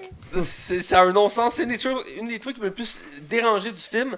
C'est surtout que Les j'aimais. carences, là. Crédence. Crédence. C'est un Mais- personnage qui est un peu fade, là, on va se le dire. Là. Effectivement. Il sert à rien. Moi, c'est pour vrai. Si j'aurais jamais vu le premier, j'aurais jamais compris c'était qui ce personnage-là. Puis de deux, même quand il va voir sa fausse mère, il est censé avoir une tension émotionnelle. Je crois pas du tout, du tout. En plus, il se passe quoi avec l'agent qui va poursuivre Créance? Il fait exploser un C'est- building. Après ça, il arrive quoi avec lui? Il croise Grindelwatch, puis il me semble qu'il le tue. Il me Grindelwald. Ah ouais, il le tue. semble qu'il le tue. Parce Quand? qu'il se voit dans une... Oui, parce qu'il a pas réussi. Ouais, il a pas réussi, puis il se voit dans une ruelle, puis il dit je l'ai attaqué, mais là, il dit oui, mais il a sûrement survécu, tout ça. Puis il pète une coche, puis il me semble qu'il le tue avant de s'en aller. Ça me revient pas. Il me semble. Je suis allé voir le film samedi. Ben, ça se peut. Ben, il me semble qu'il le tue, mais je suis pas sûr. Ben, mais- ça se peut, En là. tout cas, il est du camp du méchant. Ok. C'est le point à retenir. Mais effectivement. Moi, j'aimerais parler du monde de magique de Paris. Oui. Tu sais, comment il est amené. Tu passes par une statue. Un peu comme la Diagon Alley. La Je mets des traverses. chemin de traverse. J'ai bien aimé ça. J'ai aimé comment La c'est gare. comment c'est amené. Ouais, un peu comme le concept de la gare. Exact. Ouais, j'ai aimé la référence, puis j'ai aimé le concept parce que dans le premier film, il n'y a pas vraiment de transition comme ça. Puis ils ont mis le concept de montrer qu'il y a deux univers en parallèle. Exact. J'ai bien aimé ce concept-là, avec le cirque, entre autres. Mhm. By the way, il n'y a aucune scène qui a été tournée à Paris, en France. Aucune. Ah non? Tout a été fait dans les studios de Warner. Ben, C'est- quand t'as le budget. La Warner a les studios pour là. Oh, ouais, définitivement. Mais ça me fait penser à un autre personnage qu'on n'a pas mentionné au casting, que tu me parlais tantôt, que tu sais, je mets dans le casting, mais je l'ai pas mis parce que j'ai trouvé quand même secondaire. Puis au final, elle est pas très développée, elle va être sûrement plus dans les Non. prochains films. Vraiment plus dans les prochains films. C'est une femme qui est dans le cirque qui va devenir l'amie de Crédence et va l'aider. Ils vont s'entraider pour survivre. Et on va apprendre dans le film qu'elle s'appelle Nagini. Nagini, merci. Et qu'elle s'est. Le Z. Ouais, l'esthétique. Et que, dans le fond, c'est elle qui est le serpent de Voldemort. Exactement, qui va devenir pour le vrai? serpent de Voldemort. Ouais. Ah, ouais. C'est le gros spoiler. J'ai jamais fait le lien. Parce que ce qui est arrivé, c'est qu'avant le début du film, un des rares choses qu'on Fait savait pas qu'elle du s'en film, sortira pas, dans le fond. ben, elle Elle va va se sauver. transformer en serpent. Ouais, ben c'est ça. Parce qu'elle, ça dit que ça a mené, elle va se transformer en serpent, puis elle bougera plus, elle va rester serpent. Ouais, elle sera capable de revenir, ouais. C'est sa malédiction. Puis c'est deux choses que je vais mentionner. De un, ils ont jamais mentionné ça dans les livres d'Harry Potter que c'était une personne avant. De C'est deux, Mais en ben, même temps, ça ferait du sens. Ça. ouais, ben, pour ses actions, oui, là, mais de deux, ce que je vais mentionner, j'ai un petit peu Ben, d'édition. c'est dans les. Avant la sortie du film, t'avais des. Ah oui, c'est des ça. genres d'entrevues. Elle a fait c'est ça, je veux dire, elle a fait une entrevue, puis Ah, ils ont de dit, groupe. t'es un des rares personnages qui on sait pas t'es qui. T'es qui? Puis ils font, mais t'es qui? Je fais, est-ce que j'ai le droit d'en parler? Est-ce que je peux en Après parler? les autres acteurs, puis Puis ils font après, comme. regarde les autres acteurs, vas-y. Fait, I'm Nagini. Fait genre, les gens Là, font. les autres acteurs sont oh! Parce que pour les fans comme moi d'Harry Potter, tu sais que le nom du serpent de Voldemort, ben c'est Nagini. Ah, Chris, tu Exactement. me l'aurais jamais C'est dit, comme- je l'aurais jamais Hein? su, là. Quoi? Ce film-là se veut beaucoup de références à l'univers d'Harry Potter. Entre autres, une autre. Il répond à des questions qu'il n'avait pas Une besoin. autre que t'as appris au début du film, que je t'ai. T'as fait hein? Puis moi, j'ai su juste avant le début du film, c'est qu'il y avait McGonagall, Oui. jeune, dans le film. On est rendu à 1h49 minutes. On va finir. On arrive à la note, là. On arrive à la note. Tabarnak. Excuse-moi, mais gars, on Il y a s'attendait. du stock quand même à On parler, avait une zone là. de cinéma, on s'attendait à ce que ce soit un gros épisode. Il a fait 3 minutes. Bref, je vais juste finir ça, puis après on va aller à finir notre critique. J'ai oublié ce que je disais, merci Max. McGonagall. Merci. C'est annoncé à toute sortie du film que McGonagall, jeune, allait être dans le film. Ce qui a été critiqué dans la mesure que le personnage n'existait pas à cette époque-là, contrairement à Dumbledore. Mais ça se prend bien dans le film quand tu le sais pas, parce que je veux dire, ça complète bien l'histoire des flashbacks avec Albus. Mettons qu'elle a 20 ans. Dans les flashbacks, Dans les flashbacks, ouais. Ben, dans les flashbacks, il est dans le présent une fois, je pense. mettons qu'elle a 20 ans ou une vingtaine d'années, ça veut dire qu'elle aurait comme 90 ans à la fin des... D'Harry Potter, ouais. Dans la guerre de... Mais dans les la livres, fin. elle est plus jeune que ça. Parce qu'après Harry Potter, elle devient directrice de l'école, donc en tout cas, bref. Mais c'est une des petites anecdotes, je l'ai mentionné, il y a aussi McGonagall, mais il y a plein de références comme ça à l'univers d'Harry Potter tout le long du film. Et j'ai aimé ça, même si le film en a mieux peut-être Comme un le peu... Phoenix. Ouais, le Phoenix, Le Phoenix. qui est une méga référence aussi. Surtout Qui qu'il... j'ai catché. Ouais, c'est dit, il y a une prophétie dans ma famille qui dit qu'un jour un Phoenix va venir en aide à un Dumbledore Ouais, qui va le Dumbledore sauver d'un qui va moment... sauver d'un moment difficile. Puis t'es comme, ok, mais il fait tellement référence à Harry Potter, là, c'est comme... mais bon, bref, on va aller avec la fin du film, puis après on va donner notre note. Ah oui, le plot twist. Le plot twist, je vais laisser Max y aller, parce que je pense qu'il y avait gros à dire sur le plot twist. C'est plus toi, en fait, mais je peux y aller. Dans le fond, tout le long du film, on apprend d'un que finalement, Credence, c'est pas le fils de Lestrange. C'est ça, on pensait, puis finalement, c'est pas du tout le cas. Fait que, mais Grindelwald sait qui il est. Et dans le fond, excusez-moi, il va l'amener à la fin devant une grande fenêtre dans un château. Et, En Autriche. En Autriche. Et il va dire, tu t'appelles Aurélis, je crois. Dumbledore. Ouais. Bref, on apprend que c'est le frère de Dumbledore. Et comme de fait, dans le film, il y a une partie que justement, Lestrange parle avec Dumbledore. Puis il mentionne le fait qu'il y a un frère. Puis j'ai fait, Chris, il y a un frère, lui. Dumbledore, oui. Mais c'est ça, je me rappelle pas en tout. Et dans Oui, le fond, c'est comment c'est... On le voit uniquement dans le Harry Potter 7 et 8. ok. Parce que c'est lui qui gère la taverne que Harry passe pour aller dans l'école. Puis ils l'ont ok, maquillé, ouais. l'acteur qui ressemble à Dumbledore, parce qu'à la base, il ressemblait pas à Dumbledore. Puis à la fin, il lance un méga Patronus pour pousser tous les détraqueurs de Poudlard. Bref, c'est ça. On apprend que Credence, ben, c'est le frère à Dumbledore. Ce qui Ben, ça est serait c'est un le personnage. frère comme... Ben, j'ai regardé ce personnage original, il n'existait pas dans l'œuvre d'Harry Potter. Parce que dans l'œuvre d'Harry Potter, il y a juste un frère puis une sœur qui est morte avant les films. Même dans sa jeunesse, elle est morte très jeune, Ariane. Ariane. Puis il y a un frère qui est tavernier à sa tête de Je me sanglier, je rappelle pense. plus son nom, par contre. Moi non plus, mais on peut le voir brièvement dans Harry Potter 5, mais l'acteur change après dans Harry Potter 7 et 8. Mais ils n'ont jamais mentionné qu'il y avait un autre frère, puis c'est un personnage original, comme j'ai mentionné. Est-ce que c'est vraiment son identité finale? Ça se pourrait. J'ai l'impression que c'est un personnage qui sert de twist. Je sais pas s'il va encore évoluer plus que ça, mais probablement.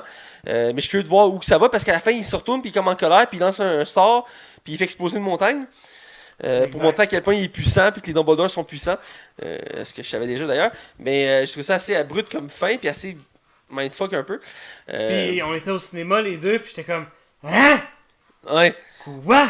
Puis aussi le fait que juste avant, il fait une espèce Parce voyons, d'aigle de feu, feu bleu. Puis ça tue plein de personnages, dont l'état Lestrange, qui théoriquement, il me semble, est la mère de Béatrice Lestrange, qui est une des mange-morts de Voldemort, qui est elle qui tue l'oncle d'Harry. Et là, je suis bugué parce qu'elle est morte, donc je me demande s'ils vont trouver moyen de la ressusciter. C'est sûr. Mais Ben, en tout cas, il doit y avoir d'autres membres de l'estrange dans cette famille-là. Là. j'imagine, mais il me semble que c'était... Parce qu'il faudrait que je revoie mes encyclopédies d'Harry Potter, là, mais il me semblait que c'est elle, la mère de... quoi qu'elle est noire, puis que Béatrice est blanche, ça peut s'expliquer Ouais, aussi. mais sa mulâtre. mère est blanche, puis son père il est noir. Son père est blanc, sa mère est Oui, noire. excusez, j'ai inversé. excusez. Mais effectivement, bref, on va avec la note. Ouais. Donc, on fait encore un tour de table. Je vais laisser Hugo commencer. Moi, j'ai bien aimé le film. Malgré ses longueurs, malgré tous ses défauts, il y a plein de qualités. Moi, je vous donnerais un 3 sur 5. C'est raisonnable, c'est raisonnable. Max. Ben moi, il y a comme trop de problèmes qui viennent en son... vraiment, comme gâcher un peu Je t'ai l'expérience. donné un 1. Je trouve vraiment qu'il manque... Il manque de consistance dans le film. Il manque On voit pas assez de Tina. Écoute, la preuve, on en a pas parlé une fois dans Zone Spoiler. C'est un signe de Tina. Ah oui, excuse. Je trouve que c'est ça, le méchant de Johnny Depp, il est trop mis de côté. Ça sent trop le film de transition.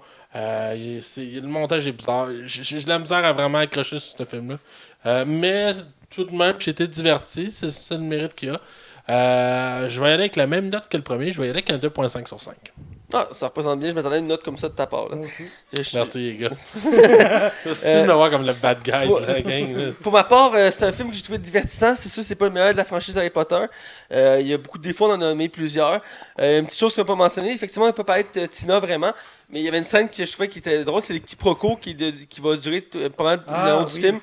Qu'elle va penser que le personnage principal, Norbert, est marié. Il finalement non, puis quand elle le réalise, il y a comme une scène d'émotion, comme les deux ils se regardent, mais ils parlent pas, puis il y a comme j'ai senti comme une remontée de bonheur, de joie.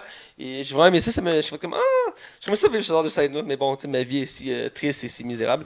Donc, Max approuve d'un regard, je le savais. J'ai absolument rien dit. Bref, oui, il y a beaucoup de défauts, on les a mentionnés, j'en ferai pas le tour. Je donne la même note qu'Hugo, un 3 sur 5. J'aurais voulu lui donner plus. J'ai voulu lui donner 3.5. Mais en quelque Moi part, vous aussi, êtes. j'ai hésité 3, 3.5. Puis, Mais en quelque part, vous êtes déçu un peu. Là. Ben, je suis un peu déçu pour certains éléments, mais j'ai comme beaucoup tu dis, aimé. Ça a l'air d'être un film de transition entre le 1 et le 3. Ouais. Qui est un problème. J'ai senti un peu le même feeling qu'avec les films de Hobbit. J'avais senti un peu la même chose avec la fin du deuxième. Parce qu'en plus, t'aurais dit t'as un film et non trois. Ouais. Ouais, même là, 2 ça aurait pu passer à la limite, mais là, 3 films. Puis le deuxième était beaucoup critiqué pour ça. Puis j'ai senti un peu le même principe ici. J'ai aimé, par contre, l'univers d'Harry Potter exploité dans des nouvelles directions qu'on n'avait pas encore vues. Les nouveaux personnages, j'ai aimé les effets spéciaux qui étaient écœurants. Puis j'ai mis les références à l'univers d'Harry Potter, il y en avait beaucoup. Je dirais que par contre, ça a miné un peu le rythme du film, qu'ils ont mis le scénario un peu de côté, ce qui est assez particulier pour ce genre de film-là. Mais bref, 3 sur 5, il vaut amplement le détour comme film divertissant. Donc c'est déjà tout, on est rendu au mot de la fin. Vous pouvez me suivre, moi, Mathieu Bec-Prévost, sur Facebook. Vous pouvez suivre Hugo Mays sur Facebook. Vous pouvez suivre Max Taillon sur Facebook et Twitter. C'est Max ou Maxime? Je me suis toujours posé la question. De quoi? Sur Twitter? C'est Max Taillon. Ok. Je sais, parce que je dis tout le temps Max, mais je me suis dit peut-être que tu dis Maxime, puis dans le fond... Il y a déjà des Max sur Twitter. Ah, d'accord. D'accord, c'est correct. Et puis suivre la Ligue des Cinévores, bien partout, Facebook, Twitter, iTunes, YouTube, RZO, DJ Pod. Puis nous suivre aussi sur Spotify, Google Play maintenant, on est sur Google Play. Récemment, grâce à Max, il a réussi à nous corriger le problème grâce à Balado Québec, qui est le nouveau hébergeur. Nous sommes plus sur DJ Pod. Ouais, il n'y a plus de nouveau épisode qui sort. Il y a juste les 101 premiers épisodes qui sont sur DJ Pod. Fait que Mathieu, il me doit pas loin de 60$ de DJ Pod. Je l'ai remboursé l'autre fois. Quand ça? Et là, je t'ai transféré genre 130$ sur ton compte, dont l'argent que je te devais J'en pour ça. parlerai hors d'onde. Ça se peut. Ouais, t'as raison. Je m'excuse. Je paye toujours mes dettes. Oh, oui, non, je sais. Je sais un peu ça. C'est pour ça qu'on est rendu vraiment partout. Je pense qu'il ne manque pas de plateformes importantes qui nous manquent. On les a toutes. Là. Vous pouvez nous suivre aussi sur 109 CHI les samedis soirs dès 20h. Mais il y a un montage. D'ailleurs, cet épisode-là va être coupé de à peu près une demi-heure. Donc, j'ai coupé toutes les bouts d'Hugo. Comme ça paraîtra pas qu'il était là. Mais là, c'est plus facile de même. Tu paraîtras pas que tu étais là. Là, ça va être dur parce que tu as parlé en même temps que moi. Mais c'est pas grave. Mais Ça, je m'en contrefous que j'ai parlé en même temps que toi. il faut faire des coupures dans la vie, Hugo. Qu'est-ce que je te dis? C'était pas encore un membre officiel. Là. Voilà. Donc, c'est déjà tout. On vous dit. Je sens que ma zone de cinéma va être coupée. Ouais. Sûrement. Voilà. Donc, je vous dis à la semaine prochaine et restez à l'écoute. Et je laisse le mot de la fin à Max. Tam. Tam, tam, tam, tam.